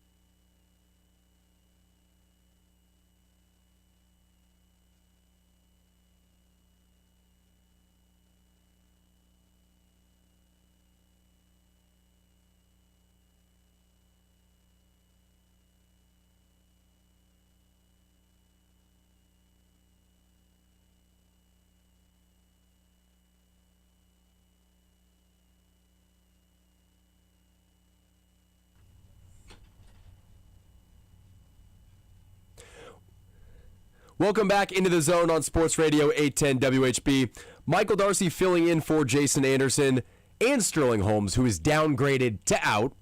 Deebs producing the show on the other side of the glass. And I want to talk a little bit of Royals baseball in this segment. We've had a lot of Chiefs talk today with Matt Lane of KCSN and Price Carter of Arrowhead Addict. We've neglected talking about the Kansas City Royals outside of that first segment with Kyle Collier. But I want to ask you, Deebs, when we take a look at this Royals team, they took 2 out of 3 from the Reds in Cincinnati. Clearly that offense loved playing at Great American Ballpark because the ball was flying out of Cincinnati. Makes you wonder if the Royals could ever build a stadium with that kind of carry, with that kind of home run ability. They brought the fences in at Kauffman, hasn't resulted in a bunch of home runs, but the ball was flying out of Cincinnati. The Royals took 2 out of 3, and it's hard to complain about a series win because it's a series win. You took 2 out of 3 on the road, and the Royals have not been a good team on the road this year, but when you are in the Royals' position, when you are 14 games below 500, it's difficult to get overly excited about a series win. So, Deebs, I want to ask you, with the Royals sitting at 24-38, what should the takeaway from this Red Series be? Well, I'm not one to get upset when they lose a series, and as disappointing as this season has been, I don't want to call it a step in the right direction because there's so much more they have to do to get things course corrected and get back in this race. I mean, and I'm saying that with a sliver of hope that this team can be what we thought it could be. I'm happy they won 2 out of 3 in Cincinnati. All we can ask them to do from here on out is just win series. I don't know if they have the makings of a team that can win 9 games in a row. I really don't. They haven't proven that by any means. If anything, they've proven the opposite of that. So, you take the series win. You hope they win 3 out of 4 against Minnesota. And then they come home, and you hope they have a winning homestand. And just get back into the mix. It's in some capacity for the summer, at least. That's all I can ask. At this stage in the season, and it's sad because it is June 4th, I think it comes down to player evaluation. For as much of a team sport as baseball is, I'm watching a lot of individual performances. It is, can Jack Caglione develop? Can he continue staying in the lineup and hitting top 3 or 4 against lefties? Can he continue raising that OPS? Can Carter Jensen continue to develop behind the plate as a catcher? The defense it just wasn't good to begin the season. He has improved defensively, but he still has a lot of work to put in. But the work has been evident that he has put in a lot of work behind the plate to get better as the season has gone on. But can your young players continue to develop? Can you continue getting something out of Lane Thomas that'll boost his trade value? Can you do the same with some of the other guys that are fringe players to be on this team post All-Star break? From a pitching staff perspective, I'd like to continue to see Stephen Kolek pitch 6-7 innings of 2 to 3 run baseball because he is someone that I don't think would be on the table via trade. I think he's likely going to be in the rotation next year. Michael Wacha is a guy that, he got shelled in his last outing, but he's got a year and a half of team control. And in a year where the Royals have not gotten off to the best start, they can't exactly look at their pitching staff next year with likely Chris Bubich leaving in free agency, with the durability concerns of Cole Reagans, and just go ahead and get rid of Michael Wacha, who's been an innings eater for that staff. Yeah, Walker's been absolutely great for us. And, I mean, Lugo's been good, too, to a lesser extent, I think, this year. I mean, he's had his bad starts here and there. And it is an interesting topic of how do you broach the offseason coming up or even the mid-season acquisition period. What do we do with these guys? Where are we at moving forward? And what do we need to do? You got the first name that came to mind was Ryan Berger. He just had Tommy John surgery, so that's kind of off the table. You got Kolek, you got Cameron, and Avila's shown promise. You have some young pitching still. What are we going to pair with that next year, and how are we going to do that to have a good season next season? And the ultimate question. And truthfully, Deebs, I'm not really stressing out about the starting rotation. I think, if anything, Brian Sweeney has shown you that It's the one thing that we can kind of find. that the analytics department has done their due diligence, and they have found guys, whether it is 6 or 7 men deep, they can get starting pitching. The bullpen hasn't been so fortunate. They've dealt with a lot of injuries and also just a lot of guys that have not performed well this year. But you mentioned a minute ago that, is this a team that's capable of winning 9 straight? Bad baseball teams can go on stretches. The issue is, if they turn around and win 11 games in a row, or 11 out of their next 14 games, that's the peak. But what does that valley look like? Does that valley include them losing 14 out of 20? Well, hopefully we've seen the valley. You would hope. Yeah, hopefully. I don't know if there's valleys deeper. I mean, well, it could always get worse. Whenever you think that you've hit rock bottom, the Royals seem to hand us a shovel and say dig deeper, because Do that. it is, again, June 4th. They're 14 games below 500. They're 11 and a half games back of the division. The Detroit Tigers, who have been dealing with injuries galore, just moved up one spot in the standings, and they're now ahead of you in the division. Not like they're competing for it either, but that's why I think it's a fool's mission to say that the division's in reach, and even the wild card is in reach. That's why it's all about, a couple years ago, it was all about figuring out what they had. It was I'm trying to think of the word. It was how would you describe an evaluation season? It was an evaluation year. They evaluated what they had. And now they're at a point where they did not do a good job in their evaluation, and they need to evaluate again. And this time, it could come with a retool or a mini rebuild, where their evaluation on certain guys has not worked out. And part of being in the analytics department, part of being a general manager, is being able to be honest and evaluate your talent without bias, without the personal relationship, without the preconceived notions that you might already have on a player.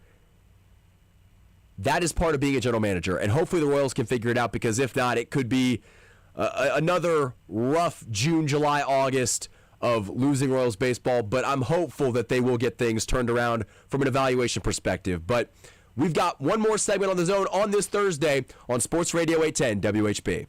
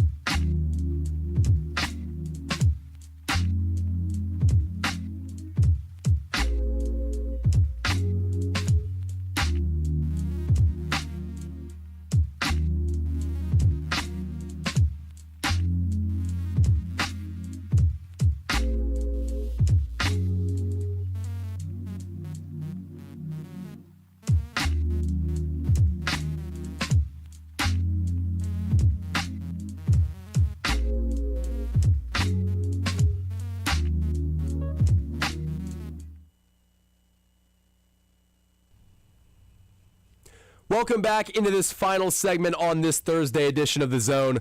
Michael Darcy filling in for Jason Anderson and Sterling Holmes. Deebs producing the operation, filling in for myself today on this Thursday. News around the NFL. It broke earlier today that Green Bay signed wide receiver Christian Watson to a 4-year extension worth $110 million with a $31 million signing bonus. I cannot believe that a wide receiver that's never received 1,000 yards is going to make that type of money, but it just goes to show you how absolutely insane the wide receiver market is. And then relating to the Kansas City Chiefs, the Chiefs are hosting former friend L'Jarius Sneed on a visit today. Could L'Jarius Sneed be the next Chiefs offseason signing? I think if you would have asked me 2 days ago, what's more likely, the Chiefs sign a cornerback or a wide receiver or an edge, I think if you told me the Chiefs were going to sign a player, cornerback would probably be the last position group that I would predict the Chiefs target just because of the amount of resources they put in that position group in the offseason. They drafted Mansour Delane at 6, they drafted Jaden Kennedy in the 4th round, and they signed Christian Fulton last offseason and drafted Noah Williams in the 3rd last year. They've put resources into the secondary. They haven't really done that in wide receiver or edge. They're 30th in wide receiver spending. They're 22nd in edge rusher spending. I understand that there's not a ton of money to go around, but you would think with the very finite amount of free agent dollars they could spend, they would spend those at a different position group, maybe one with more holes, so to speak. I definitely think that we're going to see a lot of different moves happen now that we're post June 1st. The Chiefs have one more day of minicamp. I guess it's offseason OTAs before mandatory minicamp June 9th through the 11th. We'll find out a lot about how the coaching staff feels about this roster after these offseason programs come to a close. That's when maybe we see them go out and sign a wide receiver or sign an edge rusher or maybe say we're good with the guys we have in-house. That's why these offseason programs are so beneficial, because they can gauge where they're at from a roster building standpoint and figure out what their next move is. And realistically, they have the money to sign one guy unless they restructure not Christian Fulton, unless they restructure Creed Humphrey or Trey Smith. Like I said earlier on in the show, they pretty much told you with not restructuring Chris Jones that they're not going to make a big splashy move in free agency. They're not going to go out and get a Stephon Diggs or a Deebo Samuel, even a Tyreek Hill. I know Tyreek Hill is the popular name, but they're 30th in wide receiver spending. If they were to go out and sign a Deebo Samuel or one of the top 3 options that are still on the market, they'd probably have to pay him anywhere from $12 to $15 million a year. And they're spending $19 million collectively on the entirety of the room. So it's highly unlikely that they go out and give one guy a large chunk of what they're already spending, especially because they don't have the cap space. If they had $15 to $20 million in cap space, maybe we're having a different conversation, but that's just not the position the Kansas City Chiefs are in.